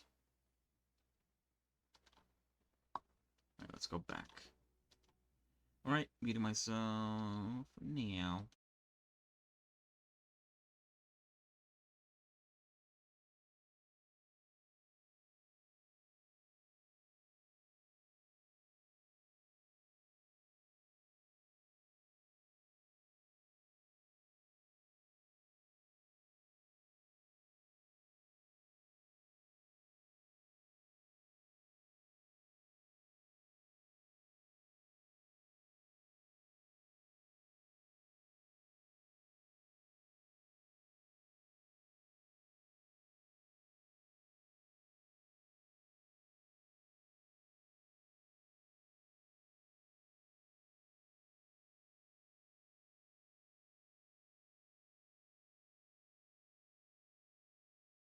Tell you is that obviously I have my object loaded and selected.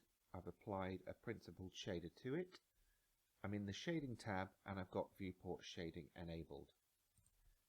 Next thing that I need to do is be in this area here, press Shift A and search for a color ramp. Press enter to select and then drop it in here by left clicking. Connect that up to the base color of the principled shader. And we're going to change this color to a light grey, so let's increase the value.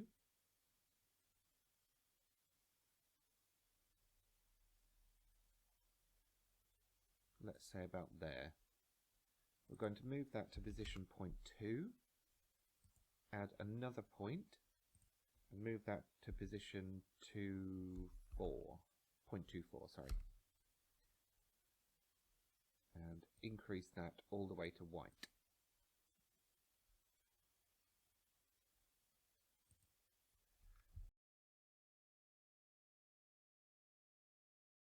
Why didn't he just use constant? What? Anyway, sorry.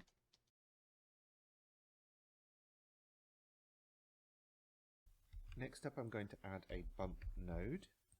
Oops.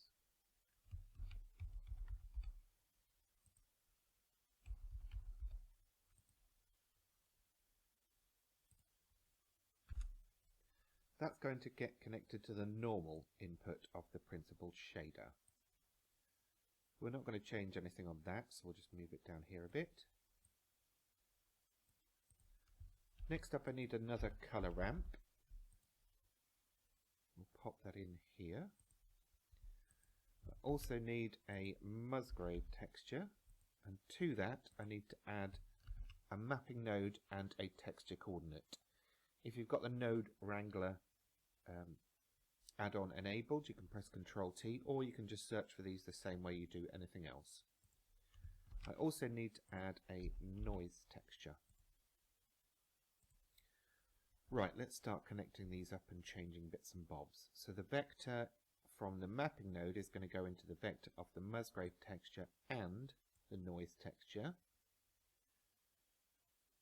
I'm going to increase the detail of the Musgrave texture to 15, bring the dimension down to 0 and leave the last setting as it is. For the noise texture, that scale is going up to 5.5, detail to 15, and the distortion to 4. Factor from the noise texture goes into this second color ramp, and I need to bring that in to about a third of the way along. Let's say there. Let's say 0.35 if you want to be exact. Next, I'm going to select the color ramp and the Musgrave texture by pressing Shift and click, and then Control 0 to get a mix shader to bring those two things together.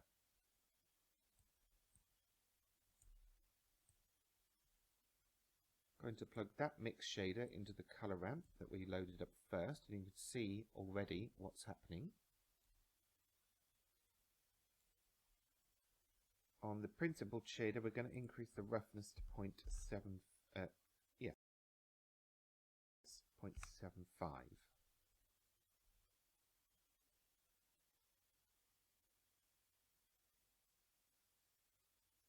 And then we need to change this mix shader from mix to difference.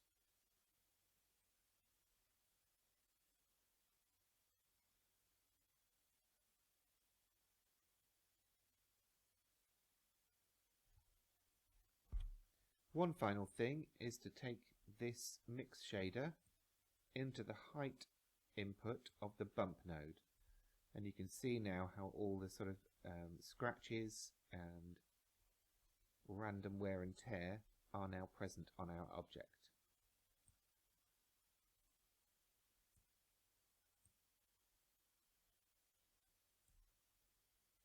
You can use this mix shader to increase or decrease, but I'm going to keep it at 0.5.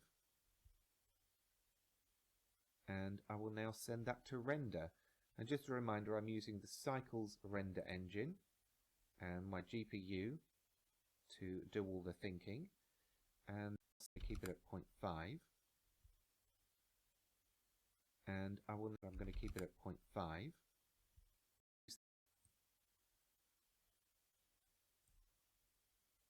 You can use this mix shader to increase or decrease, but I'm going to keep it at 0.5. And I will now send that to render. And just a reminder, I'm using the Cycles render engine and my GPU to do all the thinking. And I've got the render settings, the sampling, set at 1024.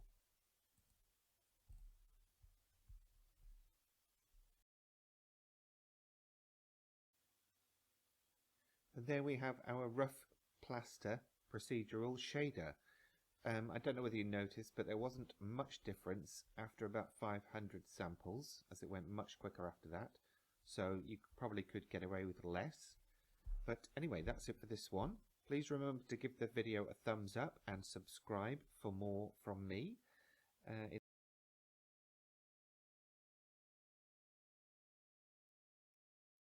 fact that YouTube implemented a feature that makes the subscribe button light up anyone says subscribe is so funny to me. How the fuck did they do that? I have no clue. Anyway, let's the fuck? Okay, sorry. Blender did not want to exit out of its little compartment or whatever.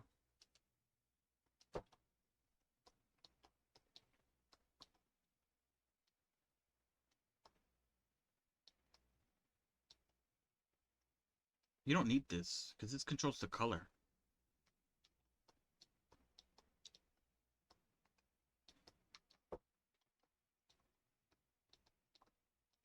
Okay. It's also affecting the ceiling, which I don't think is a bad thing. However, I think the splodges are too big. I need to decrease them. How do I do that? Does the color ramp do it? Okay, that's 3, 5. What? It's like wrinkles now. It's like a cave wall. Cool. Sorry. 1 second, hold on.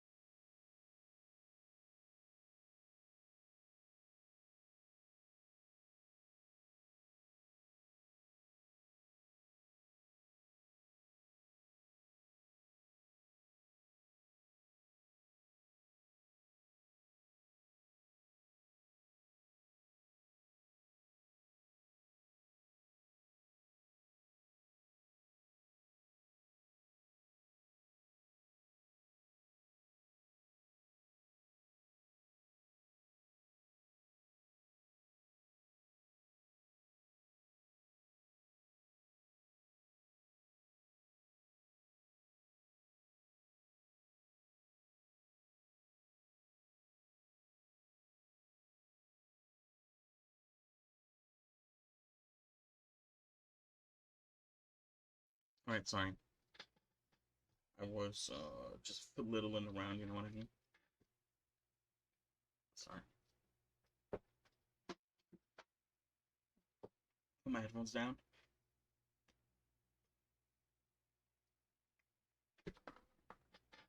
Okay. Well, that didn't change anything. It just made it look rocky. So I think we have to play around with this. And maybe the Mungrave texture as well. Maybe this? Oh, that actually kind of does work.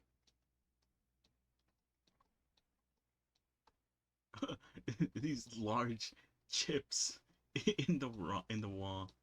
So stupid. Hold on.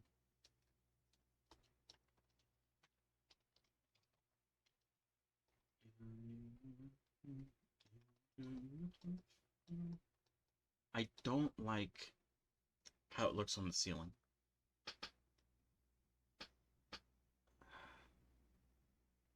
And I don't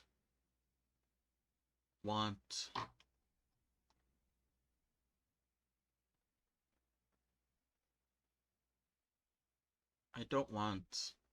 to make another texture map to exclude the ceiling from this what was it again? I was gonna say pastel plaster material. I feel like we're getting close to using we're already 100% halfway too many texture maps for a bunch of different shit.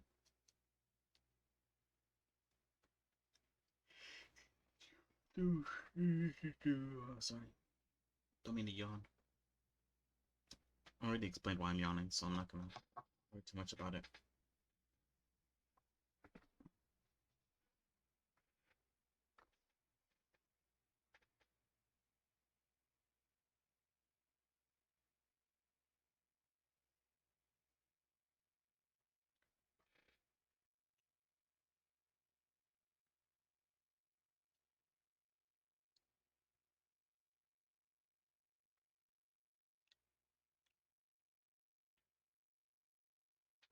Hmm.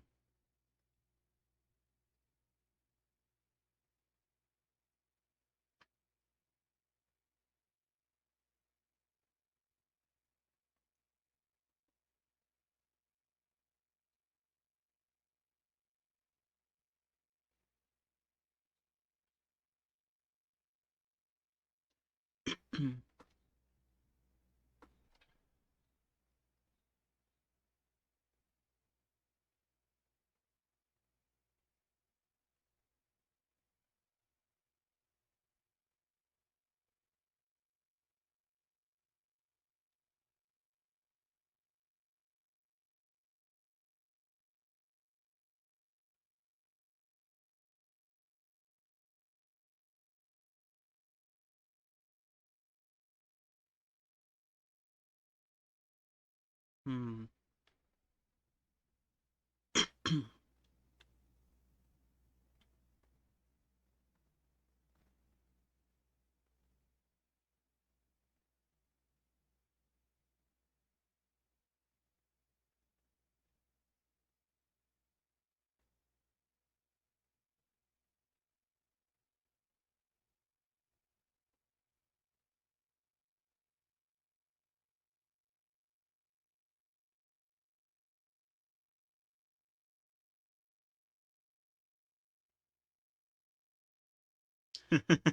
Sorry.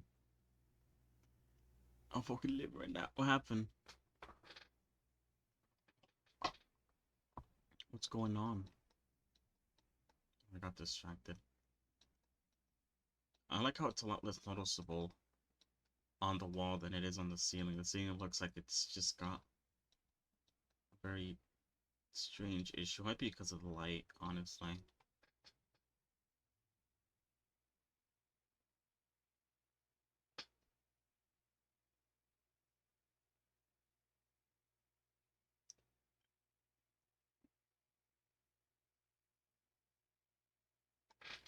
Oh yeah, you like the mirror?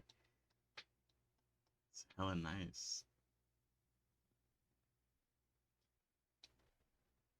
I like how you... Never mind. It works really well. Yes, it says something to you too. It's been removed because apparently you need to register your mobile number to verify if your document is lent of a video. Oh yeah, that is true.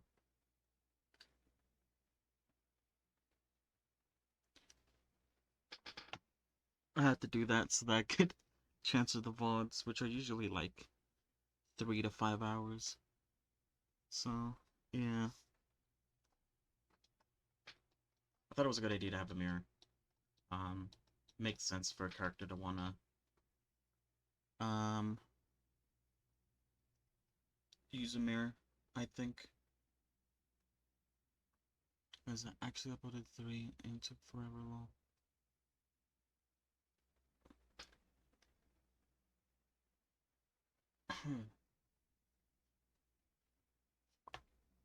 Yeah, right, it takes a bit.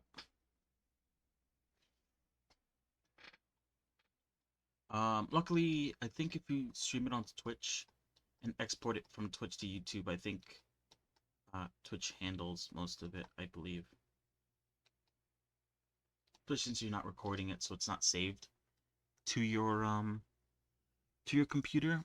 It's on Twitch's end. So really nice. I didn't know that was that existed for like the first like few weeks of me doing it. So um, very nice to know now. What am I gonna do about the ceiling? Don't like. Hmm. How can I? Mm.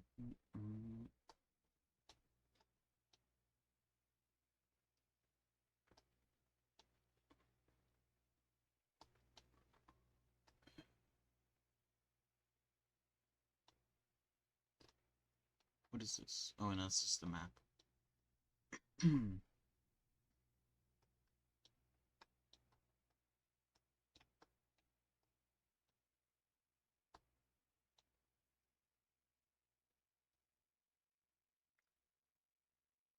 Oh. But hey, at least you're uploading again. That's nice. I did ask you that before. I don't know if you were here though to hear it. What you were going to do about the whole YouTube termination. I guess I got my answer.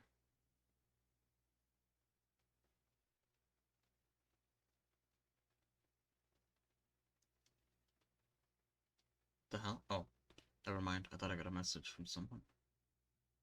Jump scared.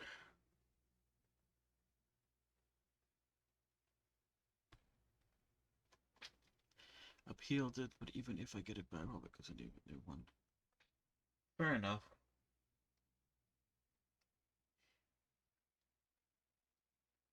That must be one wild appeal. Did not mean to post that. Was accident.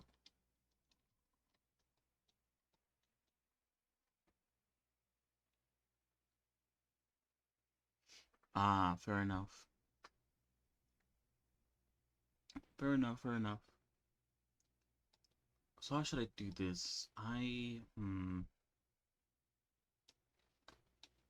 could add another texture map, but the question is how would I do that?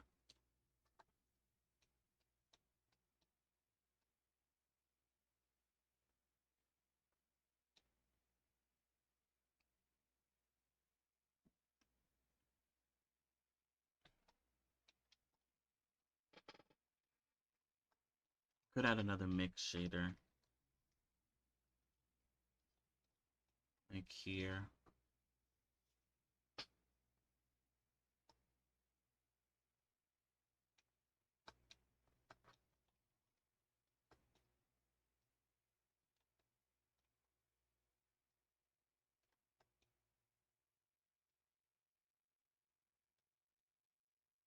Oh.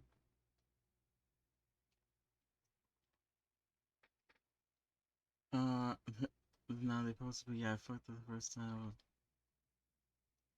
What's this repeated offense? Oh.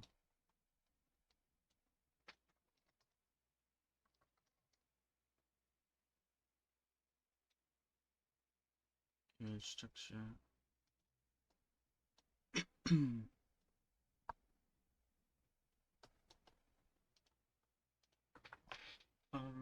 This is gonna be room plaster. Yeah.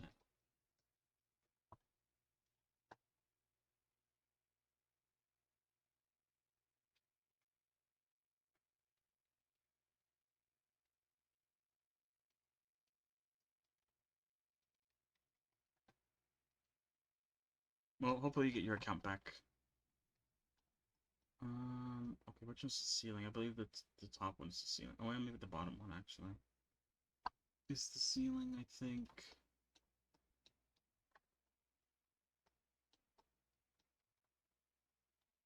Oh wait, I made the walls that. Oh, okay, hold on.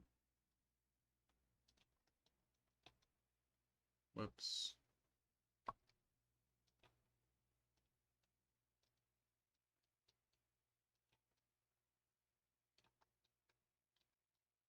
And I spot where it is.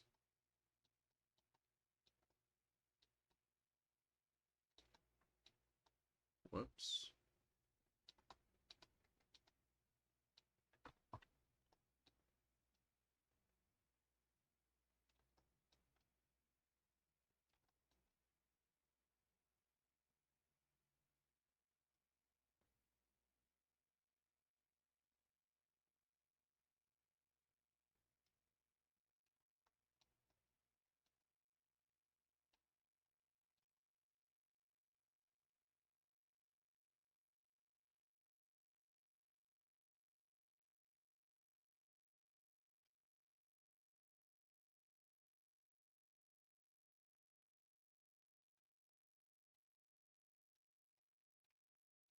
Okay, yeah, I'm starting to see I think I'm starting to see the differentiation come in.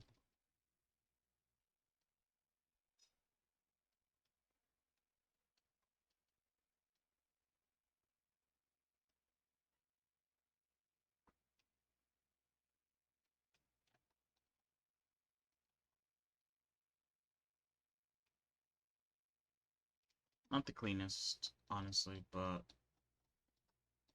this makes it so that the wall has that effect and the ceiling does not, so it works out. Alright.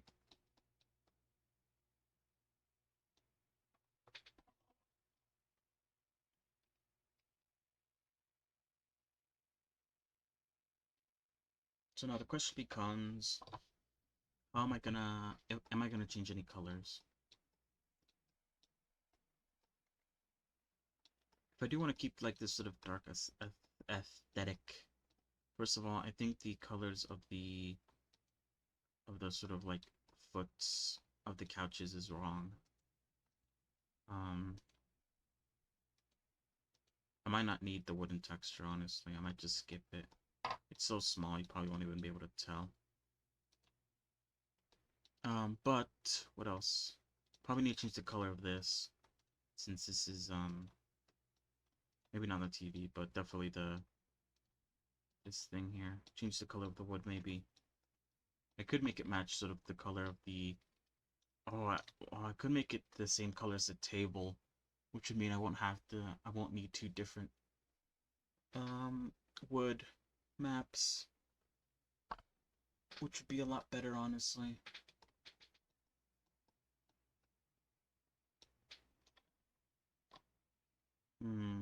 Interesting.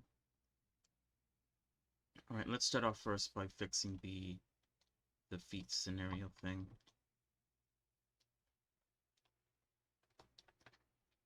So first things first, I'm going to go into these wood maps and I'm going to delete them from said wood maps.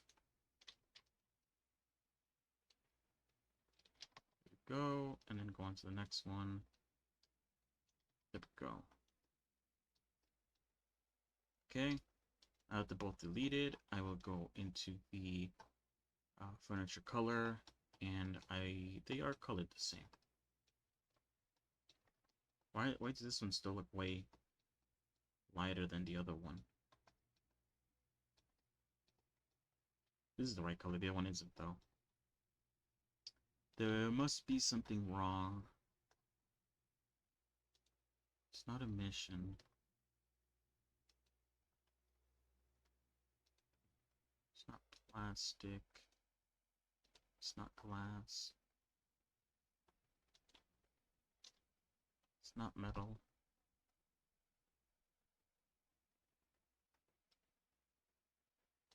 I mean, can't be anything else but wood, but yet it's not there. How odd. Why is this such a different color?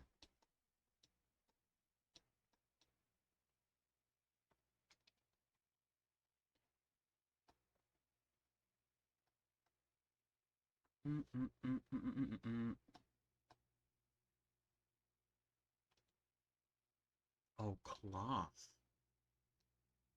It's under the cloth map, even though it shouldn't be. But even that, I don't think it changed the color either. It's still the same color as the wood. Why is that? Duck is B7.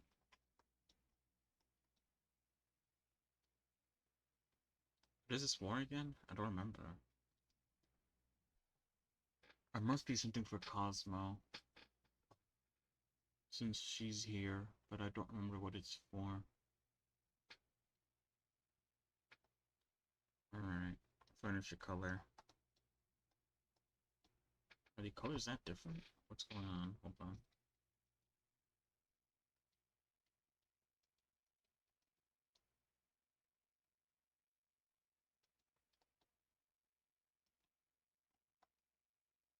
Nope, those are the same colors. Why do they come out so differently? The $1,000,000 question.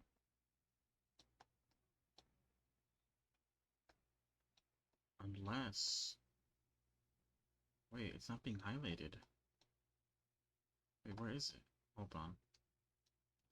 Let me go into the UV editor. It's this corner.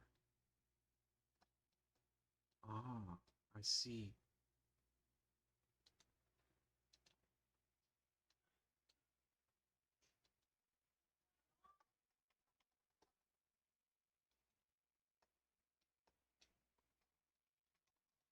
So I need to delete this actually now. Whoops.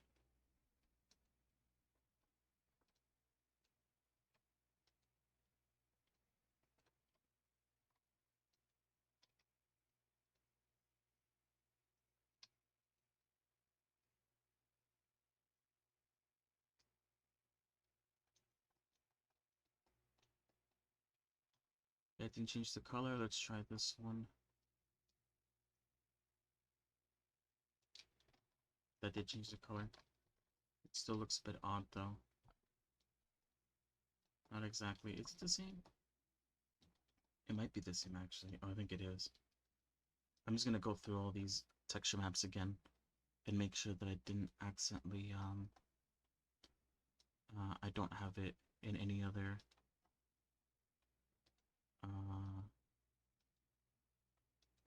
one of these. Is that the same color as this?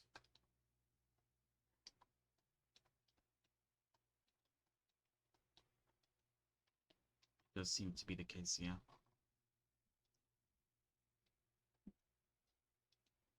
Mission.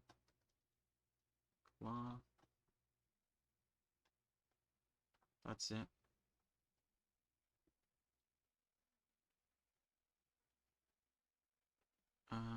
Or was that?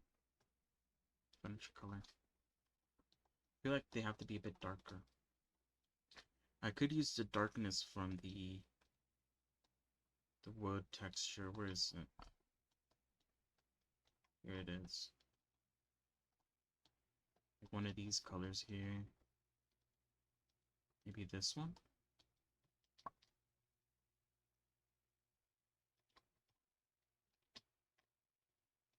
Hold on.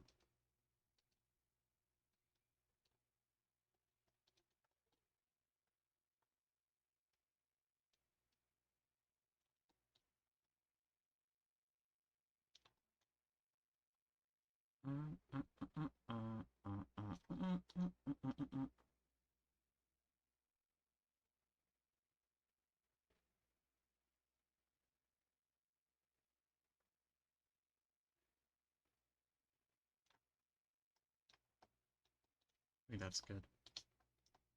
Even though it's not like it's not like wood textured like I think it's supposed to be. I think it's better than nothing. So I'll accept it.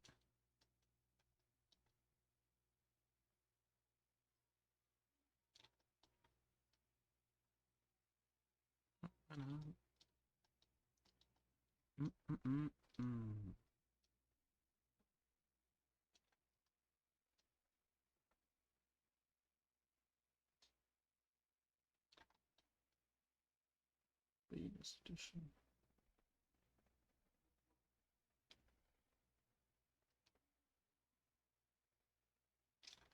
There we go. Right, let me go through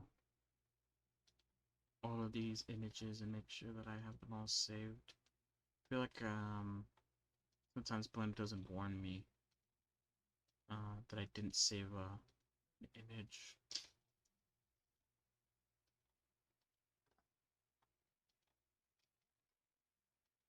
So I end up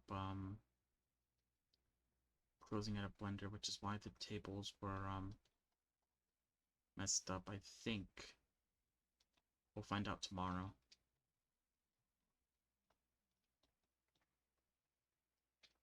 Hold on, let me check something. Mm, mm, mm, mm, mm. Bum, ba, bum, bum, ba, bum. Mm, mm, mm. Mm, mm, mm, mm, mm.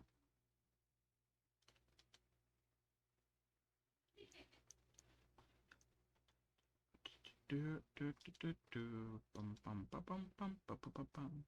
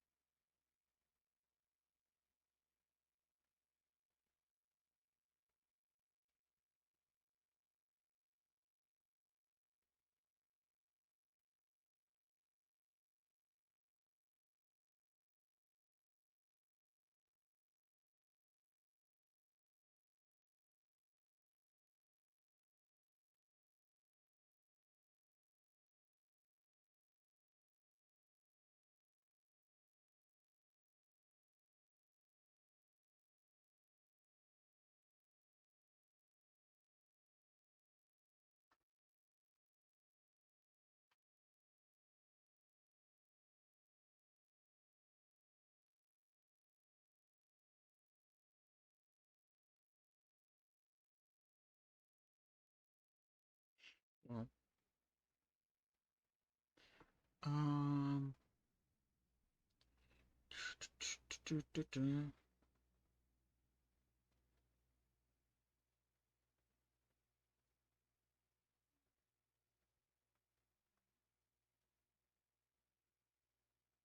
12.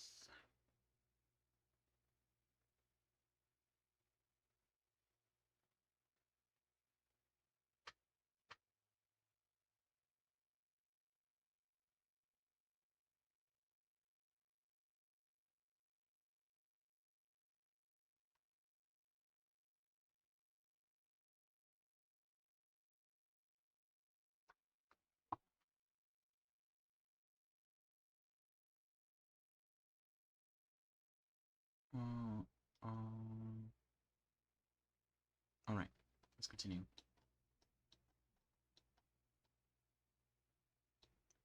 So I could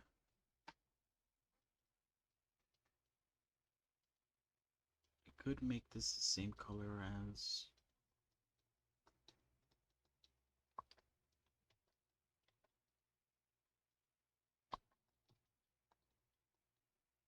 um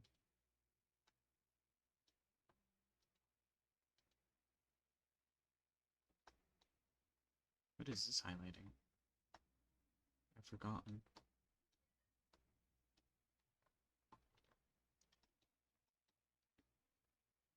Okay, hold on. In Woodmap 01, that is, yeah, that's the beige color.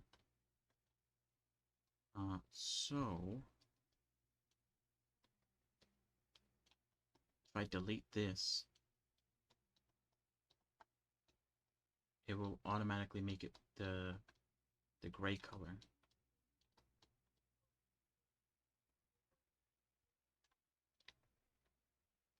Shit. Did I even take that step? Hold on. There's an easier thing I could do. One moment. Let me just go into here and repaint this back to...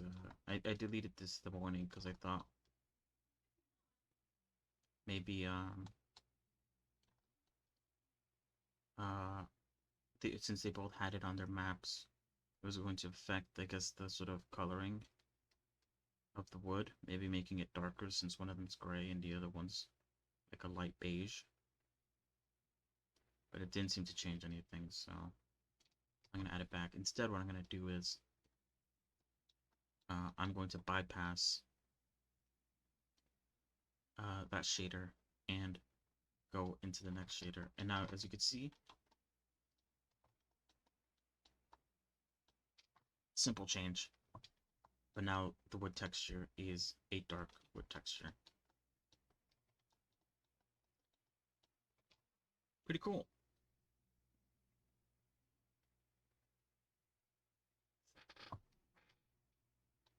the lampshade really sticks out with the very different color, but what can you do? It's not like I could. It's not like. Is there? Oh shit. Let me look at some like darker lampshades. I don't believe those exist.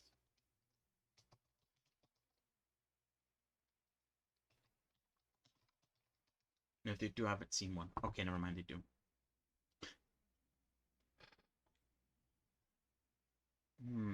I did say I do need to find a material for the lampshade. I wonder if that exists in Blender. Material that semi conducts light. I guess I could look it up now. Hold on.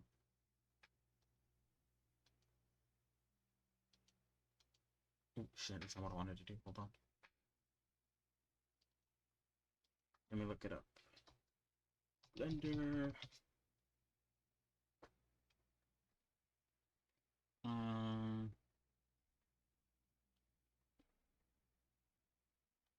Material. How should I look this up?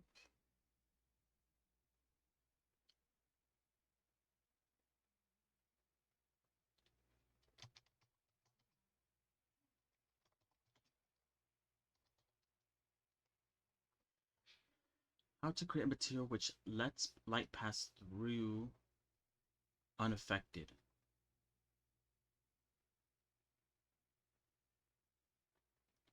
It's not what I'm looking for, but I could work if if I find an answer, I can work the opposite. I think.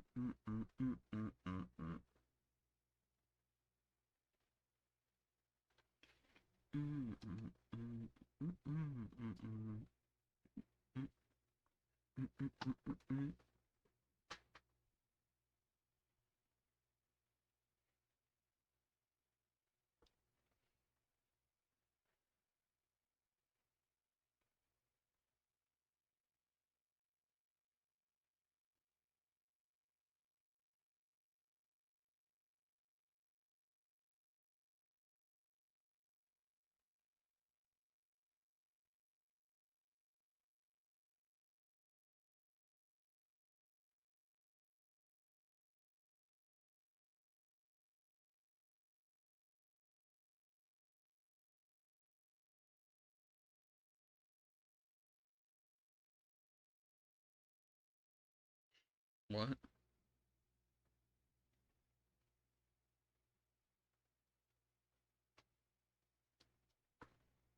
Hold on.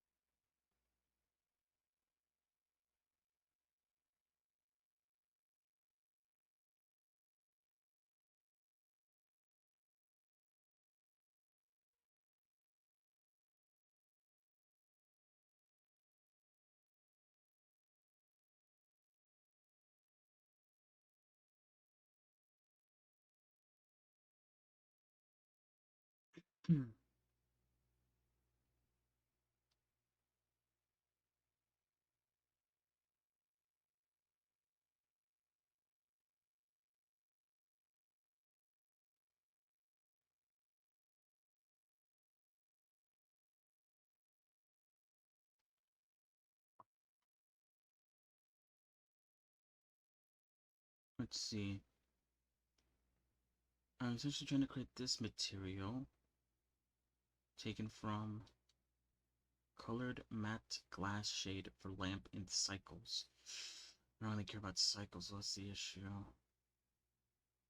You probably won't be able to sell the emission anyway. Let's see.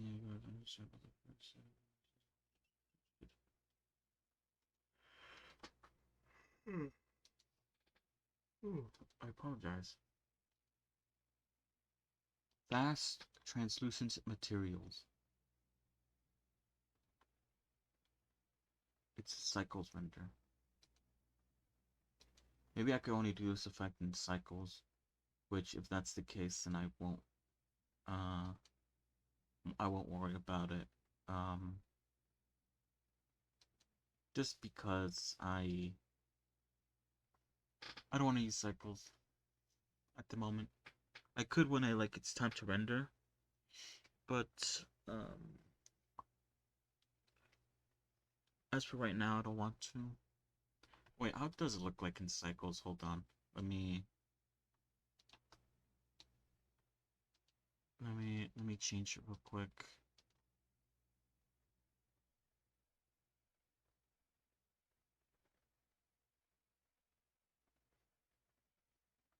Should I lower the amount of samples?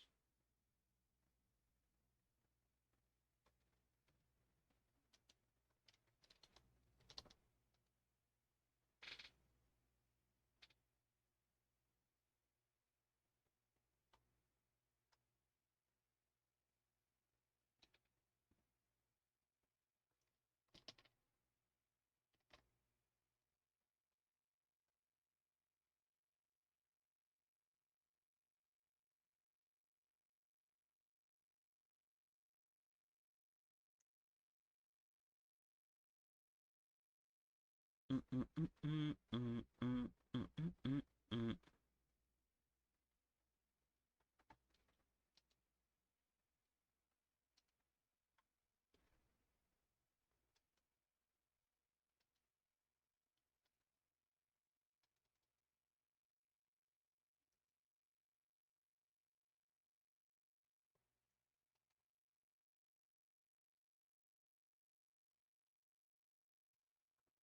Maybe here.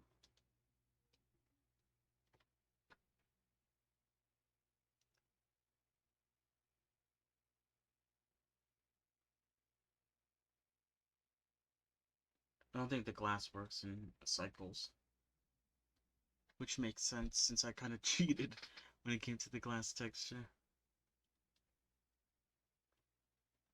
The mirror works though. I don't know if that's exactly how mirrors work. Maybe. I'm just going to assume yes.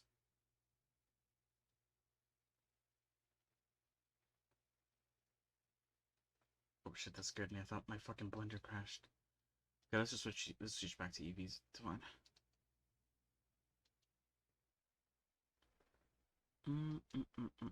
Oh, that's sad. Wait, hold on. What? Rouge.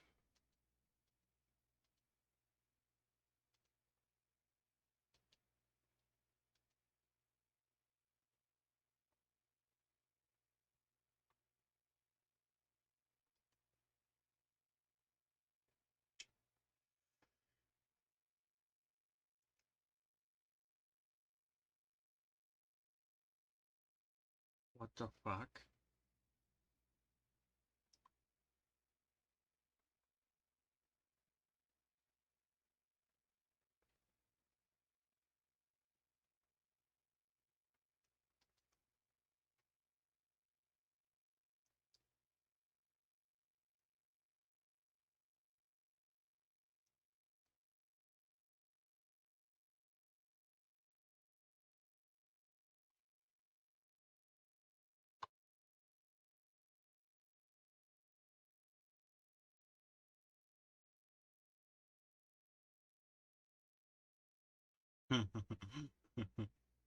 What the fuck?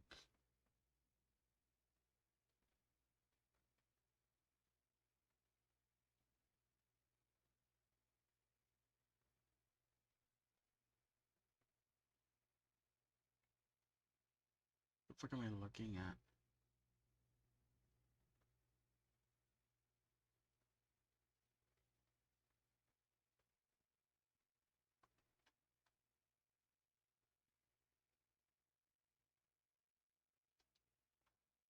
Sorry, I just got distracted immediately.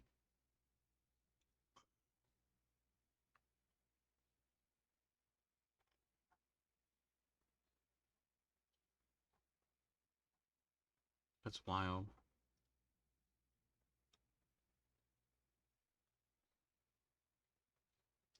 Okay, sorry. Where were we? I got distracted. Alright. Are we done? What am I missing? Feet are done. This, you know, like I said, I can't really... I don't know if I should change this. I could change it to a different color. TV... I'm okay with the TV. The TV is basically just like black and gray, but like, I think this color is actually like a more of a greenish color. But either way, though, it still, I think, looks pretty good.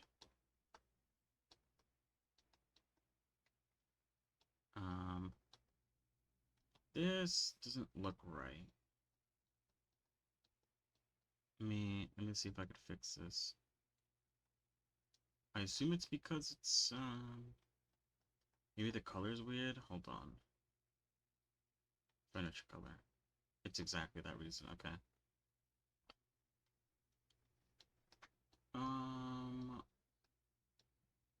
Okay, so I believe it's this one here. So let's just color this in correctly. Whoops, what? That was weird. I'm just gonna zoom into it just to make sure I'm coloring this right. It does seem to be the case.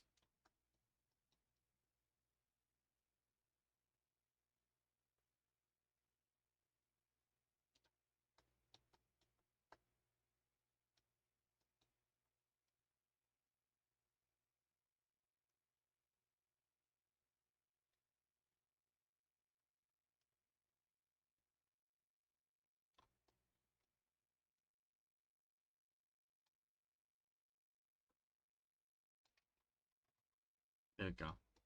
Now everything's fine. The world has healed.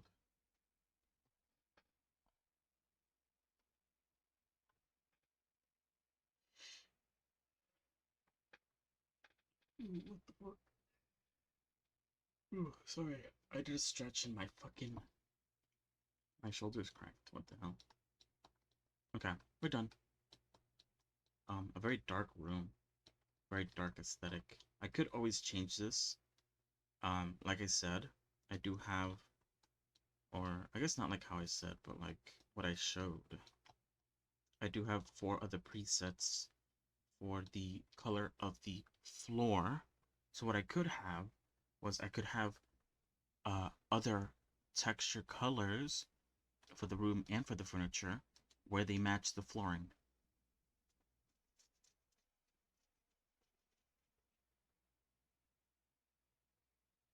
But right now, let's just keep it like this, since I don't want to go through the trouble of having to do that now. I'll do it later if I want to. Some things will stay the same. Some things will change. The clock most likely stay the same. The TV most likely stay the same. The cabinet may also stay the same. It's made out of metal, so yeah. But the couches can change color. The cabinets can change color. The table can change into a different shade of wood. The rug can have a different design. I did want a painting, like I said. Maybe like on this wall, although maybe there's not a lot of room there due to the lamp.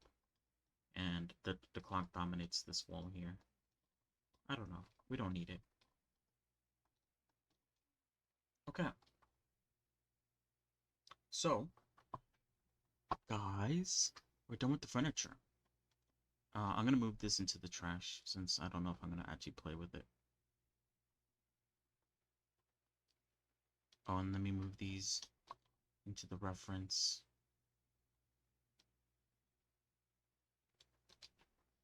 We're done with the furniture. However, I did say would be done after doing coloring. However, I was wrong because I had forgotten that I had the props. The props, I believe, have been unwrapped.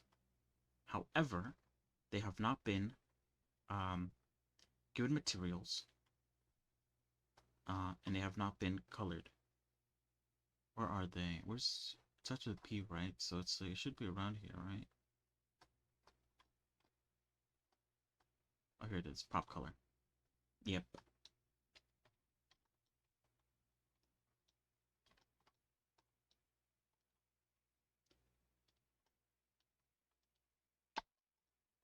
It's been wrapped correctly. Let me put up my notepad so I could jot down what kind of textures I need.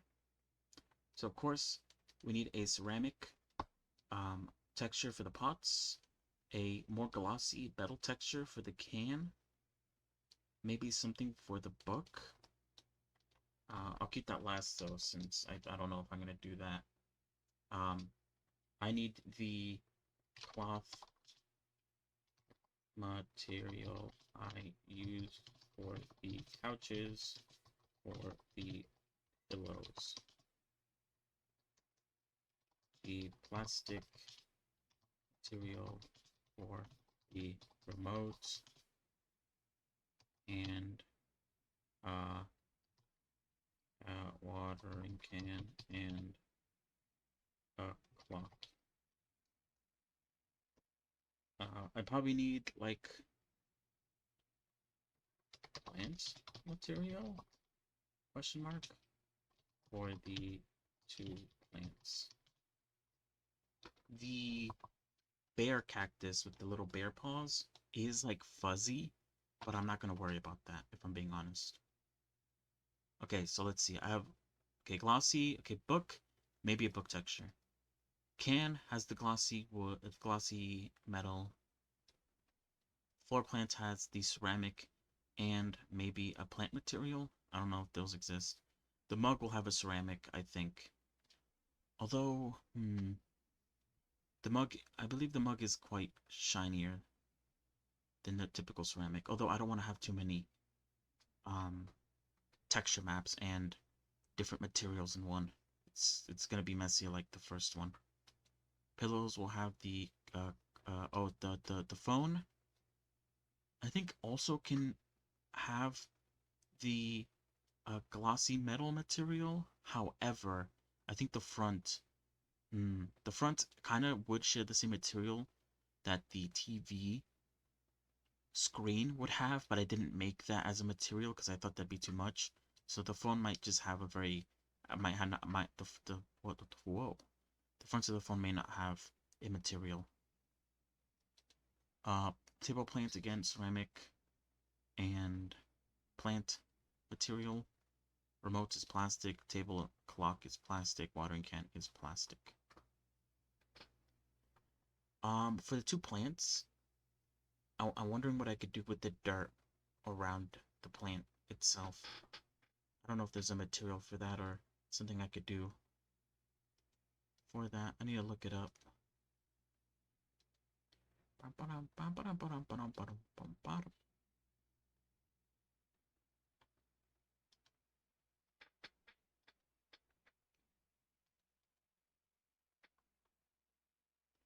guess I could begin with coloring, since that's probably like the easiest one to do.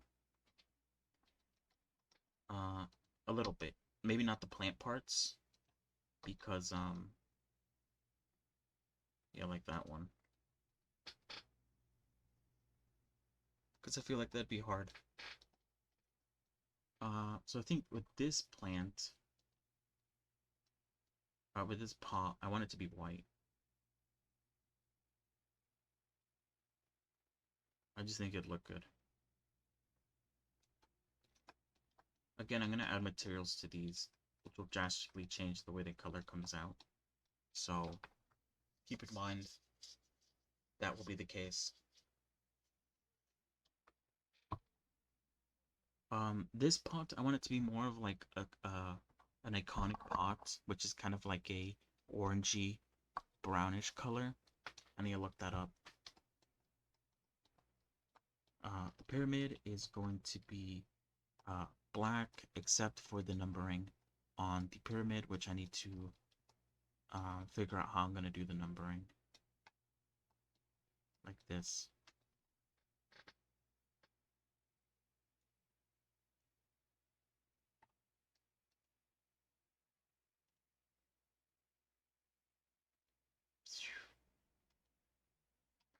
Let's go down the list. Okay, book closed. Like I said when I introduced the book,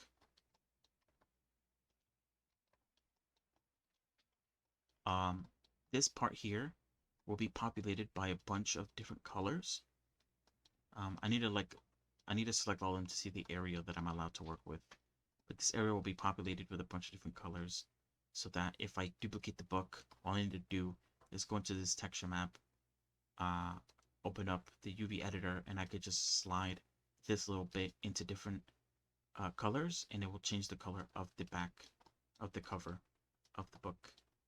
Right now it's white, as you can see. The can already painted gray, the floor paint already painted the ceramic, the mug. What should I make the mug color?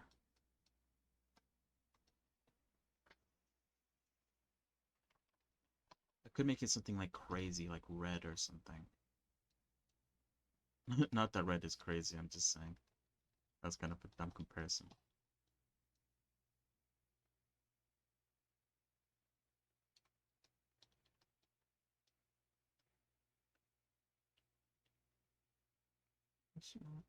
It's not my blood.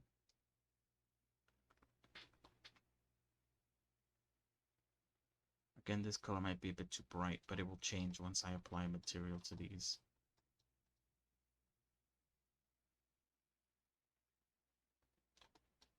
This will have the same material as a ceramic. It's not, cups aren't made of ceramic though, are they? They're made out of like, or are they? I feel like they're shinier though, they have like a coat or something on them. Bone. I guess I could like decide what color I want on the back.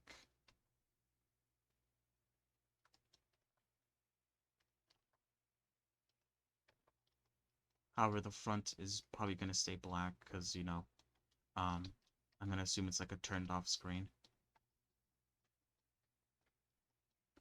I think I want like a dark blue.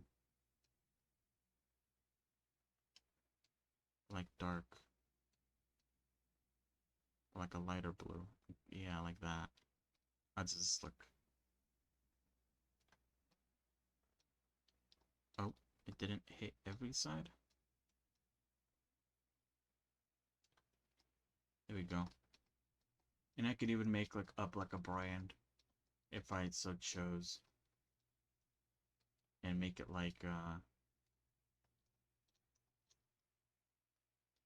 thank you for shopping at Smiley's R Us. Fantastic. Okay, the pillows. I need to figure out a pillow design. I'll probably make the pillows the exact same color as I did the couch, but I might want to add like a design to them. Maybe like, I don't know. Are these all the same? They shouldn't be, right? Oh, wait, did I stack them? I guess I stacked them. Alright, well that kind of limits the creative process, I think. Since they're all the same. They're all gonna be the same. I could do something like make like X's on the pillow. Oh, God, that's awful. Or maybe I didn't stack them. Oh wait, never mind, I did stack them. They're all affected by it. But you know what I mean.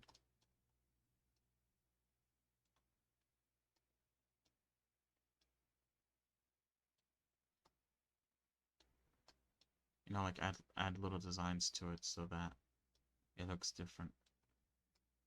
Why is it all in one corner? What the fuck?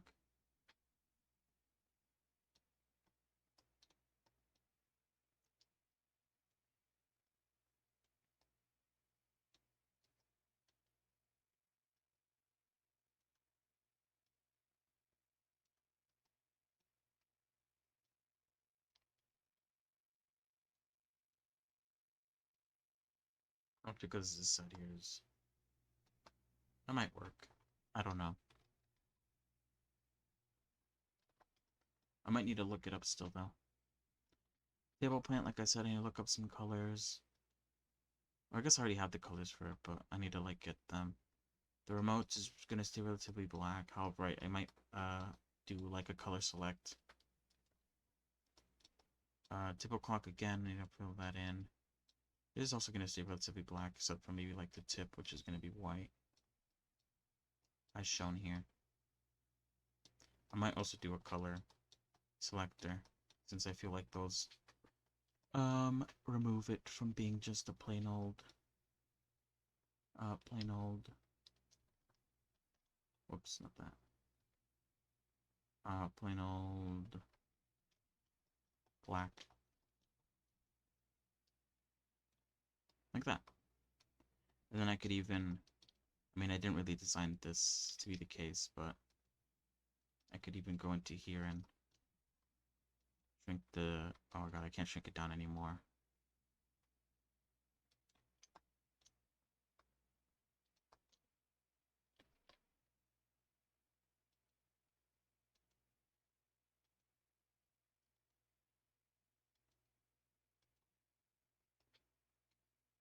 It doesn't really look that good if I'm being honest, but whatever.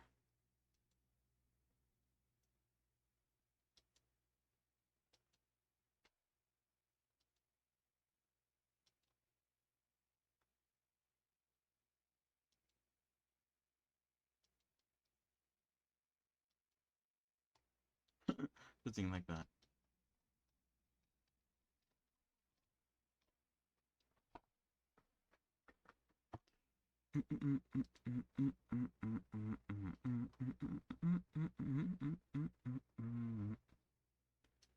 Alright, give me 1 second. I'll be right back. Beep, beep, beep, beep, beep, beep, beep. Be right back.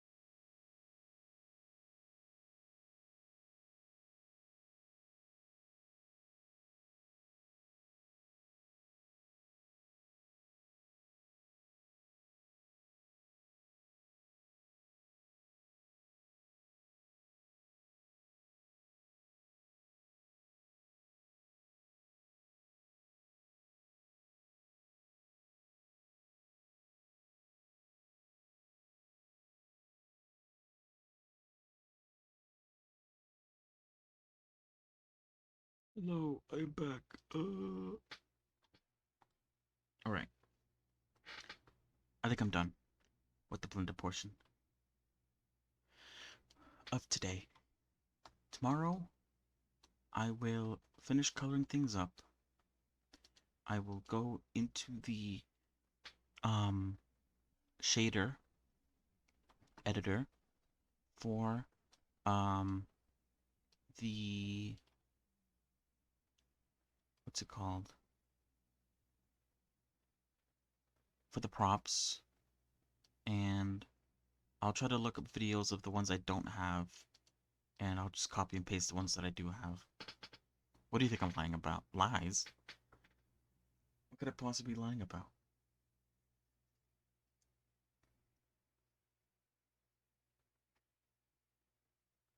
Lies. And yeah, we'll do this tomorrow. But after the props are done, we're done with the living room. How exciting. I could use it for now and forever as a place to render characters in. I need to build a better rig so my characters actually sit realistically and not look like as if their bodies are folding themselves in half. It's tragic.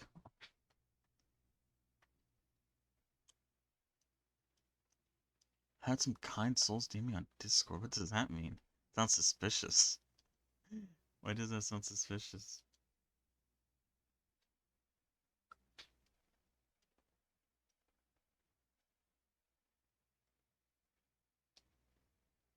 Oh, that's nice.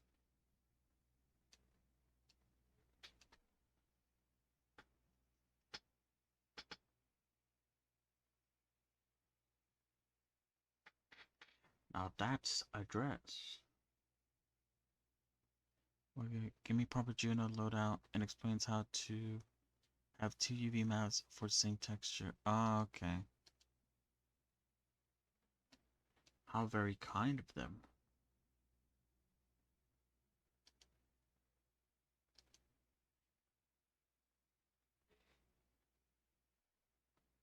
You mix color instead of mix float. Tell me all the tips there as well. Results. Two different UV maps, select one. You need a UV editor data, UV maps, two different UV nodes. There with mixed color node and alpha channel, for example. As an example.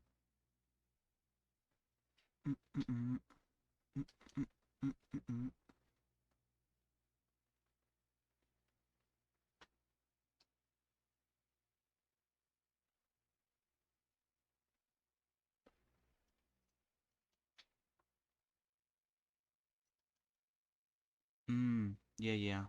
I see what you did now.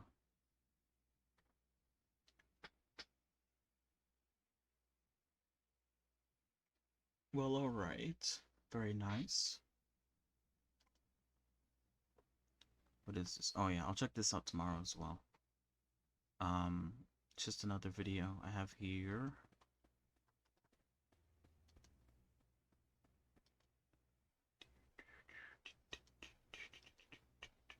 Okay, yeah. Like I said, I'm done with the Blender portion of today. I'll be switching over to gaming. Le gaming. I'm gaming.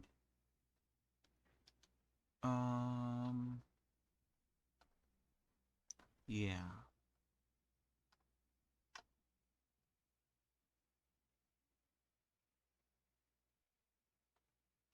What the fuck is this game?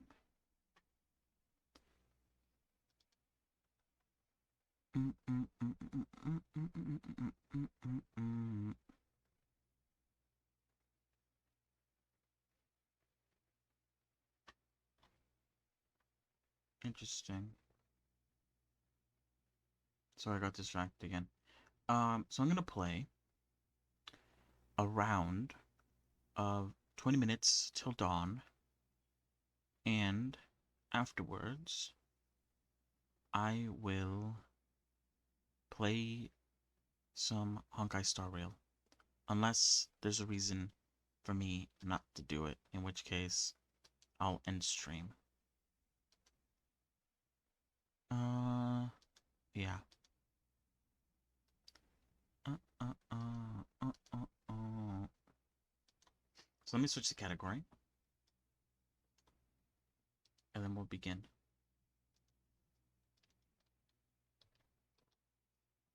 $20.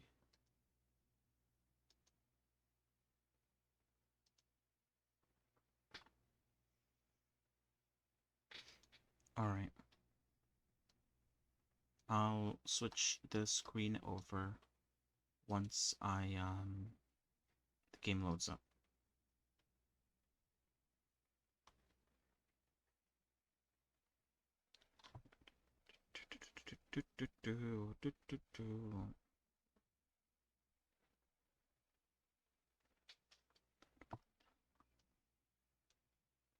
Okay. It's ready.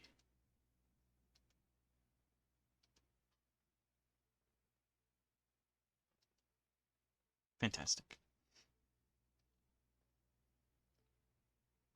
Before I exit out of the Blender though, let me make sure that all the images are saved. I don't want to lose any information.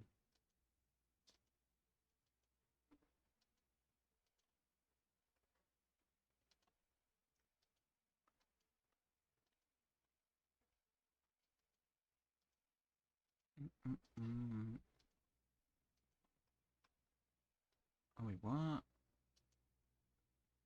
Oh no, never mind, sorry. I was checking the colors and some of them overlapped with some of the prop ones, but that makes sense.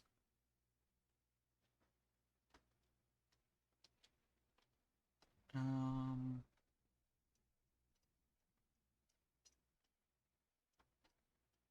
everything looks fine.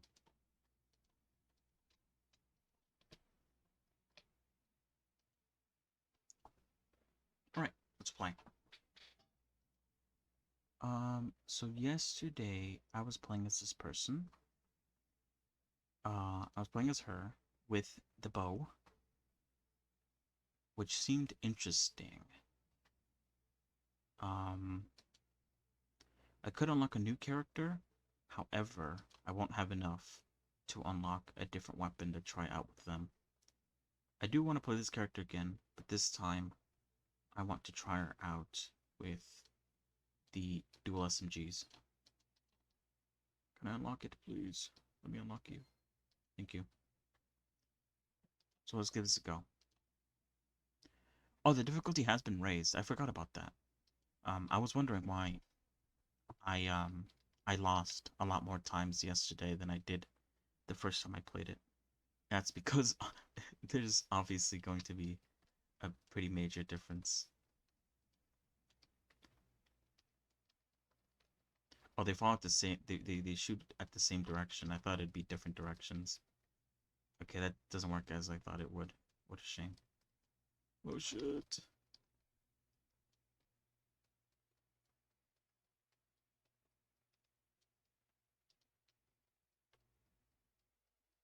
I think both bullets have a chance of triggering the same effect. So maybe getting some abilities that do bullet effects wouldn't be a bad idea. What should I go with? I don't really like any of these. Reload rate isn't bad. Pickup rate isn't bad either. I don't want Gale because I already did that. Dragon Egg. I'm not going with a summoner. Magic Lens might be good because I do shoot randomly sometimes. So there's a guaranteed chance that bullets will hit the mirror. I think to start off with, let's do this one. It's a good one to get early. It'll help me level up faster.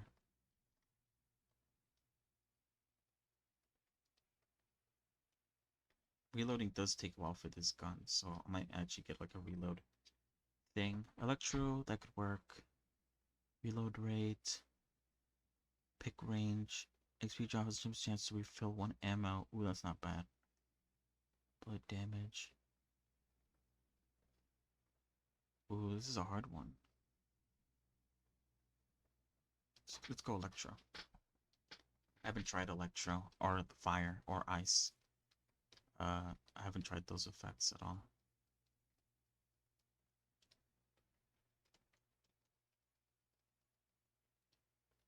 I definitely do need to upgrade reload though.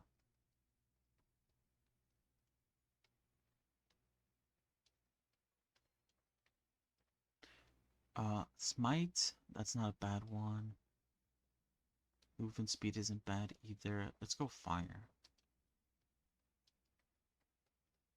Fire and Lightning, and then when I get it, also Ice.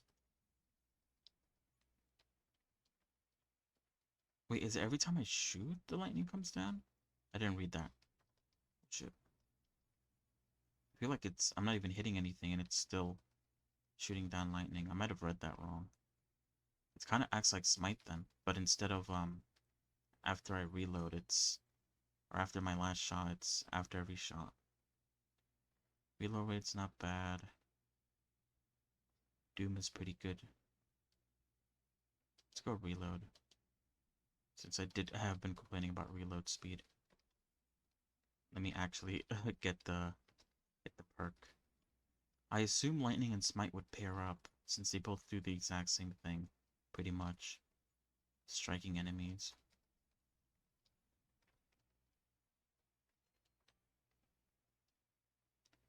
Reload rate increase both damage 50% for every 1 second after reloading.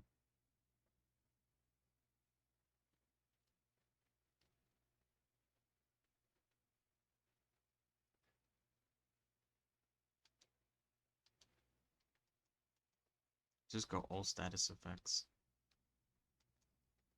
Curse is a pretty good one to go with.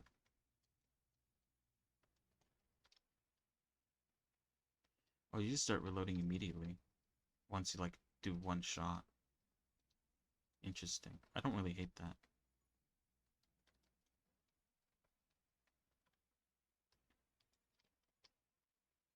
Yikes, I thought I was gonna hit. Double projectiles isn't bad. +2 ammo. Let's go reload rate.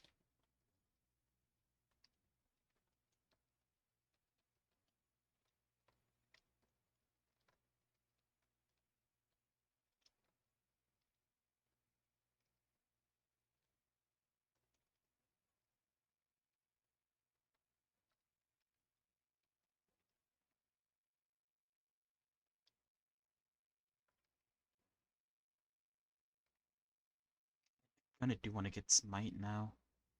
Every first shot launches a fireball that deals 40 damage. Fireballs also inflict sprint to enemies in a large area. Ooh. Pickup rate. This is also a really good one. Bullet damage. Okay, let's get the fireball one. I really like that one.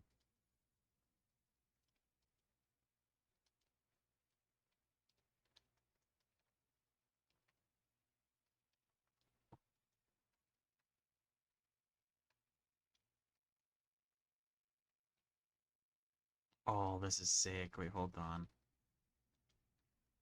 Fireball one might actually pair really well with this build.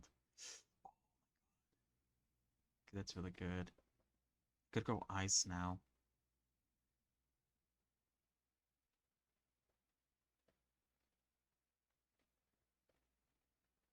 Or should I do is pick up? Let's go ice. Let's just stack all the things. The issue with the ice thing though is that it does keep them in place, which means that if I want to do like circles, they might interfere.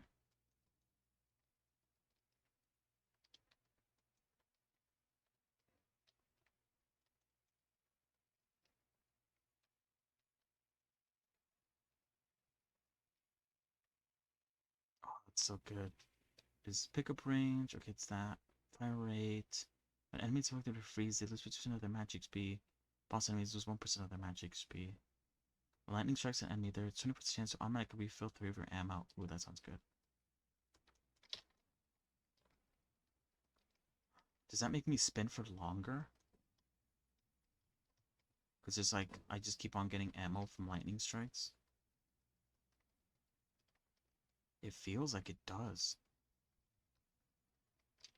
Oh. Projectiles. Fire rate, decrease, spread. Is projectiles better? I don't know. Let's take it. I got it before. It's fine. Either way, I'm fucking shooting my shot all the time. Burn damage or speed? Let's get speed. I need it to be constantly moving. Yeah, the lightning does make me spin longer because my bullets get automatically refilled. Oh, that's so nice. Kind of cruising now. Holy shit.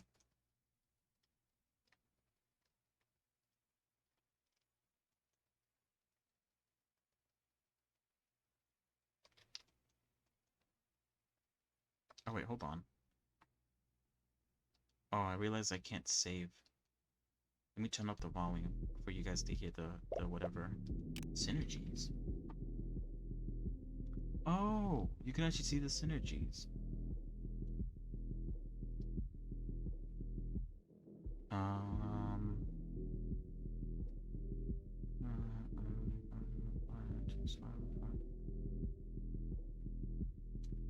Oh, I could get this one.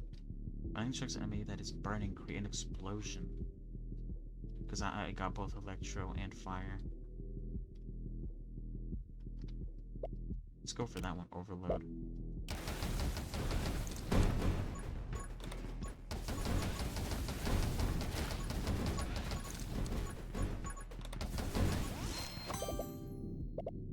Okay, fire rate.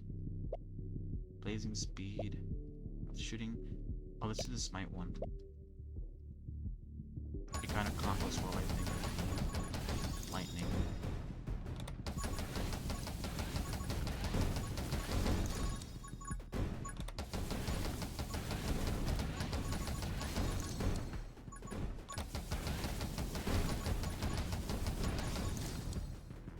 It actually turned out to be quite a good build. They can't even get close to me, just like shooting fireballs and shots all around.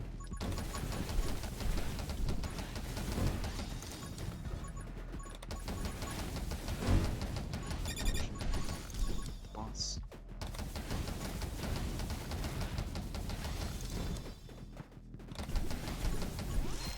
Okay. Glare, I don't really care about. Oh, this is a good one though for the boss. Also, those enemies take more damage. I could shoot through this boss. Let's try it again.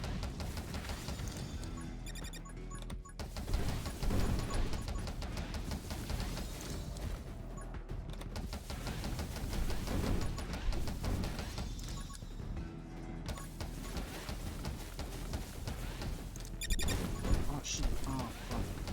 Spawned the little guys next to me and I fucking blew up. That's why I kept trying to focus him instead of trying to do my dodge strat. Dumb of me.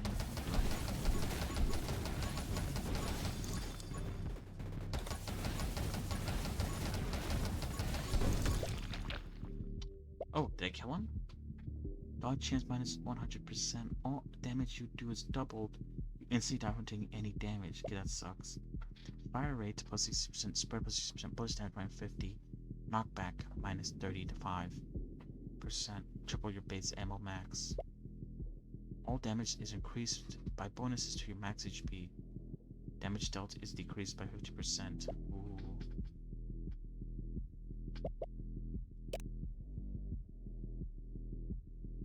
What are my bonuses to my movement speed? I think this one's overall better. I don't remember what my damage was. It's down to 8, I think. Okay, I need to get my movement speed ups. I don't know if I'll be able to continue living.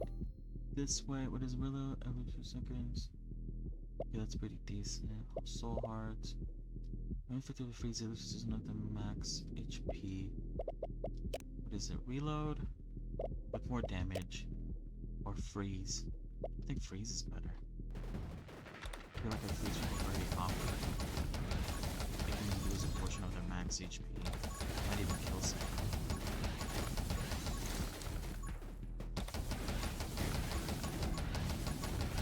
Obviously it's not 100, but it's still sick.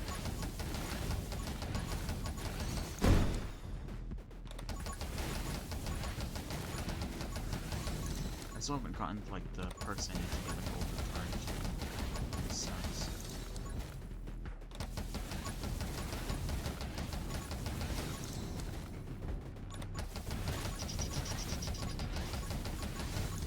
The good thing about the right click thing is that I can just focus on movement. Don't have to worry about shooting. And it doesn't slow me down. What is this? Electro Bug. Summon the Electro Bug that calls down lightning to strike 2 nearby enemies. Vision. Second. Fire rate. Bullet knockback. Hold on. I might go Electro Bug. Wait, I need to check something real quick, sorry. Okay, no, never mind. Electro Bug it is, since it's, I like it.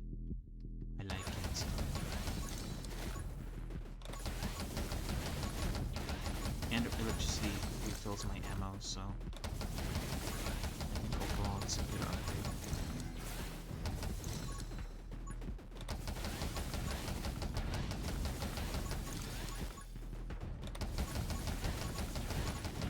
I feel like I should start getting some defensive buffs. Some like soul hearts, maybe more HP or something like that. I feel like that could be very beneficial in the long run. Especially as we get closer and closer to the halfway point. Things start to get more hectic.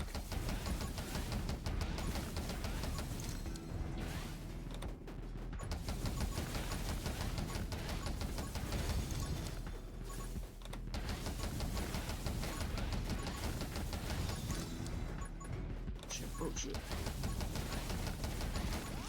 God, it's getting deadly. Shooting ice ammo, also shoot 3 additional ice shards. That's not bad. I always shoot my last shot very quickly.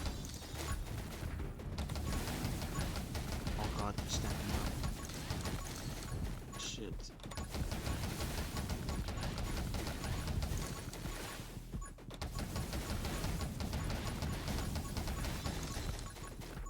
Oh god, I can't believe I'm surviving all that. Holy shield, shatter enemies with frozen, explode when killed. Deal damage to nearby enemies equal to 7% of their max HP. Increase your max HP by 1 for everyone succeeded with his might. HP can always be gained this way.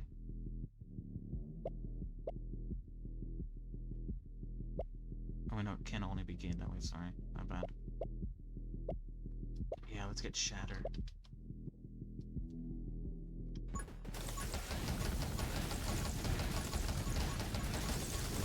Oh, look at that. That's sick. I'm not gonna get hit by balls. They're coming my way.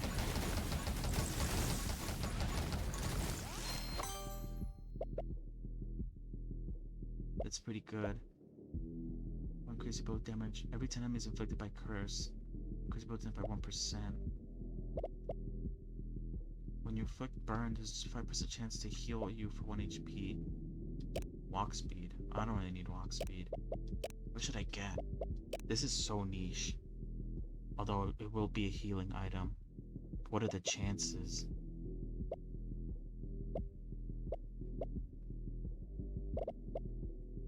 Curse. I assume this is a permanent upgrade.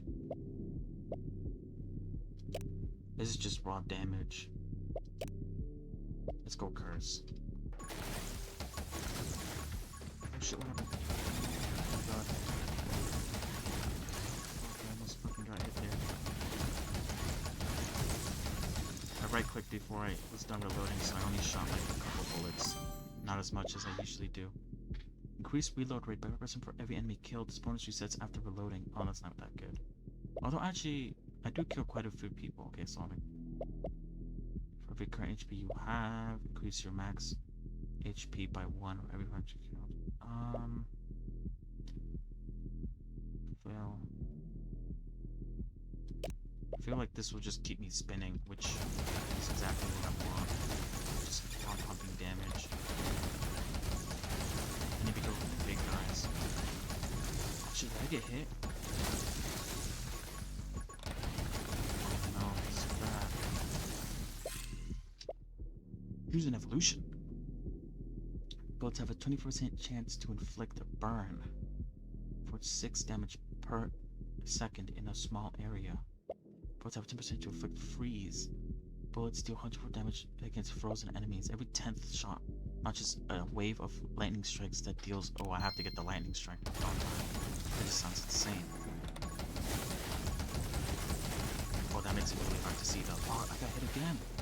Okay, this lightning one isn't the best. It makes it really hard to see where the enemies are. I feel like I could get hit any minute. Okay, I need to pick up something that heals me. Will that heal me? I don't think it will. Oh man, what should I get? Let's hope this heals me, because if it doesn't, then I might die. If it's not healing me, there's a very good chance I could die, guys. I'm so close to...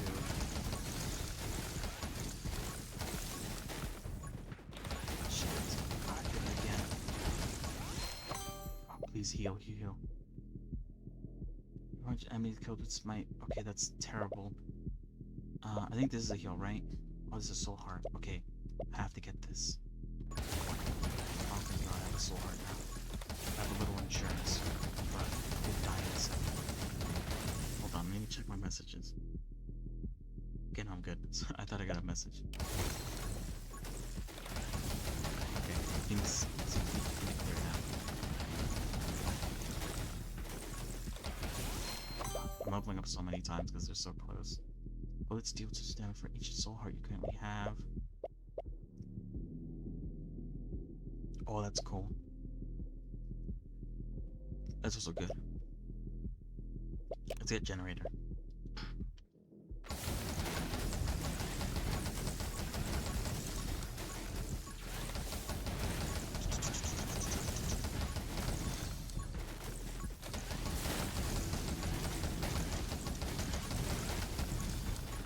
God, the swarm is playing up. Holy shit. I might get that. Uses every time you kill punches that have a loading. Let's get this. It's a very niche one, but was that a boss?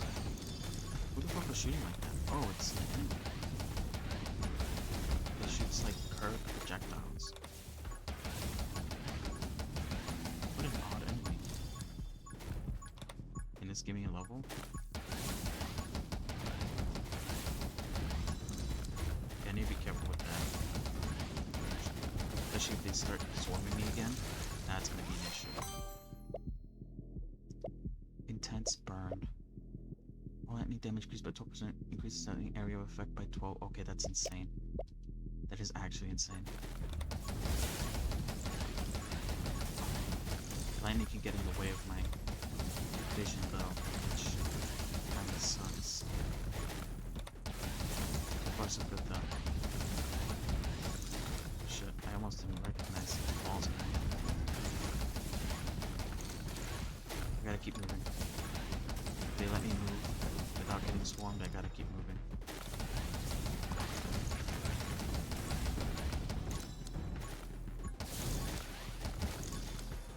Shit, reload, dude.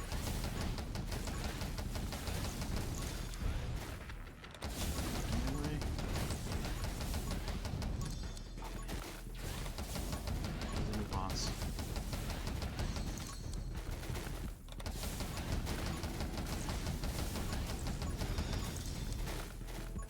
I have 2 swords. I feel like I do so much damage with my lightning that I don't give my smite a chance to kill anyone, which means I won't be getting the benefits that those 2 perks with the smite give me.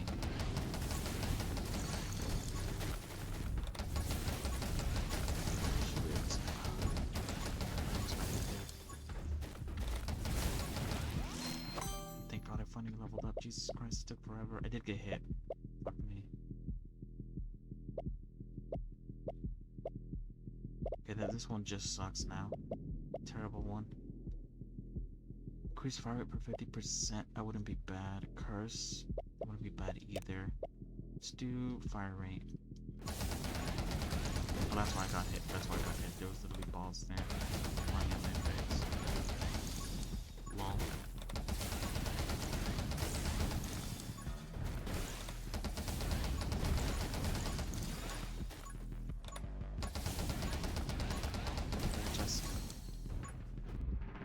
I need to dodge immediately. Double how fast Abby fires during her special.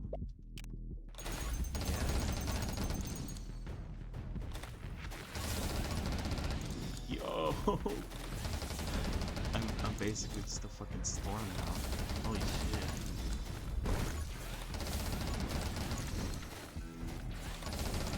Fires so fast.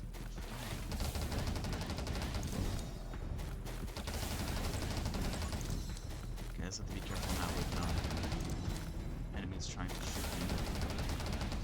I don't feel like they get even close enough to deal damage to me right now.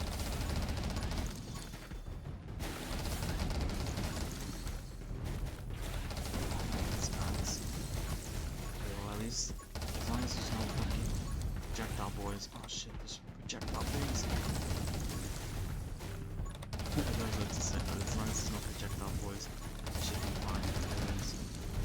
At least there was one. Hopefully that was just a guy who was left over.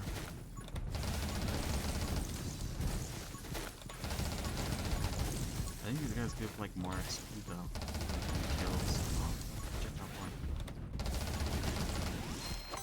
God.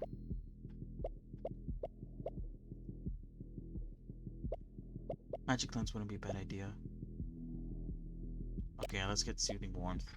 The chance is so small, but I'm literally like at 1 health. If I get it, it's an immediate like plus.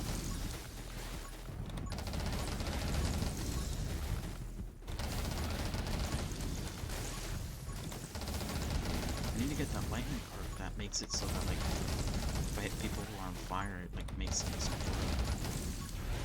I haven't gotten the synergy yet. I feel like I've gotten all the items. Oh yeah, so more insurance. I have not gotten the buffs from the spine at all. I have not been healed, and I have not gotten an extra mark. Oh, I think I have not gotten an extra mark. It's been ads. It's such a bad thing to get. Distance, take aim, F dodge. Holy shield. Increase reload rate for every enemy killed. Yeah, let's do this one. I feel like I kill so often before I'm done. Or yeah, before I'm done, that I feel like that's... Yeah, I feel like the reloading is not fast enough. A lot of death happens. Oh shit, I literally just saw that like last second.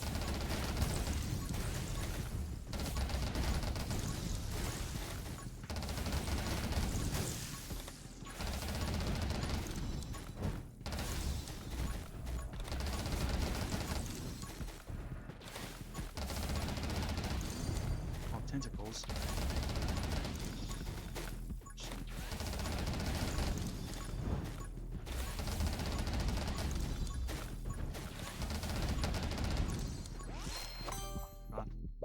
Overload, here it is. Literally got it like last minute.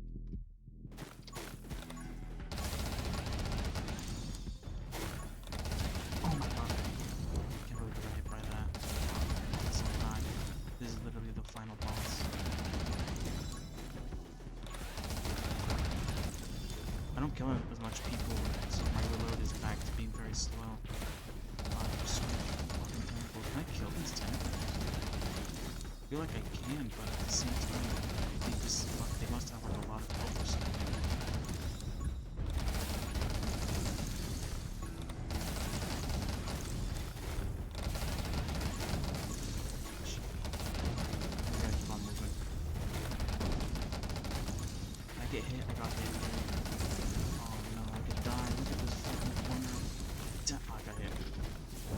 barely walked into that.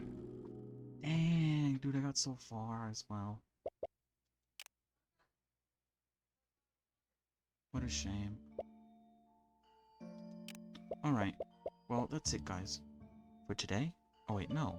I can play Honkai. What am I talking about? Hold on. I lost and immediately gave up. Da, da, da. Mm, mm, mm, mm. Okay, well, we're done with this game.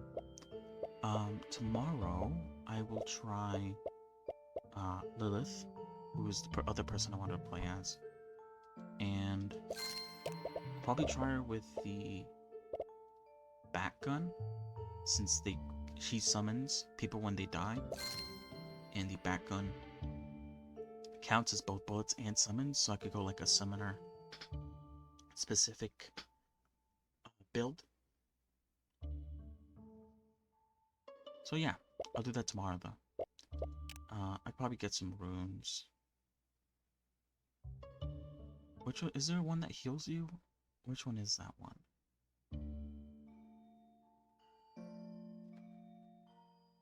You 1% every 5th level, percent more per rank.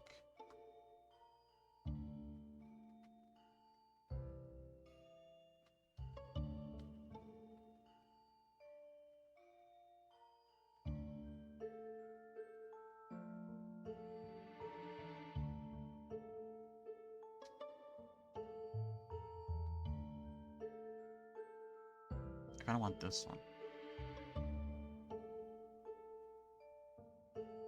Is that good though? Summon 2 somatic wards that knock back enemies every 10 seconds.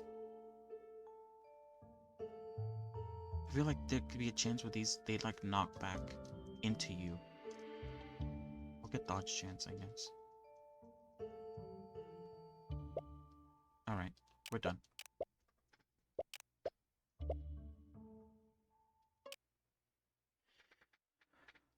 Give me 1 second to launch up Honkai Star Rail, and we'll do that. Be right back. Oh shit, be right back.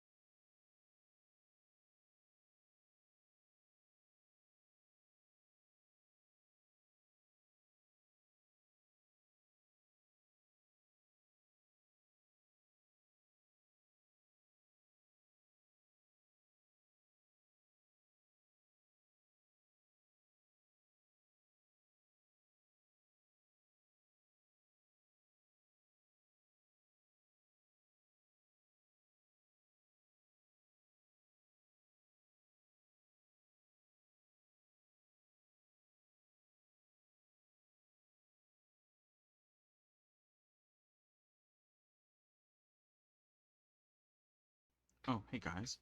I got Honkai Star Rail loaded up. However, like I said, I've been called. So I have to go now. Sorry.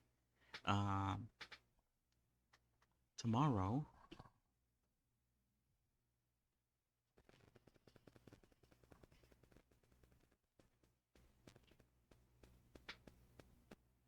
Sorry. Tomorrow, we will finish the props. Well, actually, not finish. Work on it. We'll see how far we can get. Maybe 2 days. We'll finish the props. Hopefully. Fingers crossed. Yeah, that's about it. Thank you guys for watching. And I'll be back tomorrow, like I always do. Okay. Bye bye.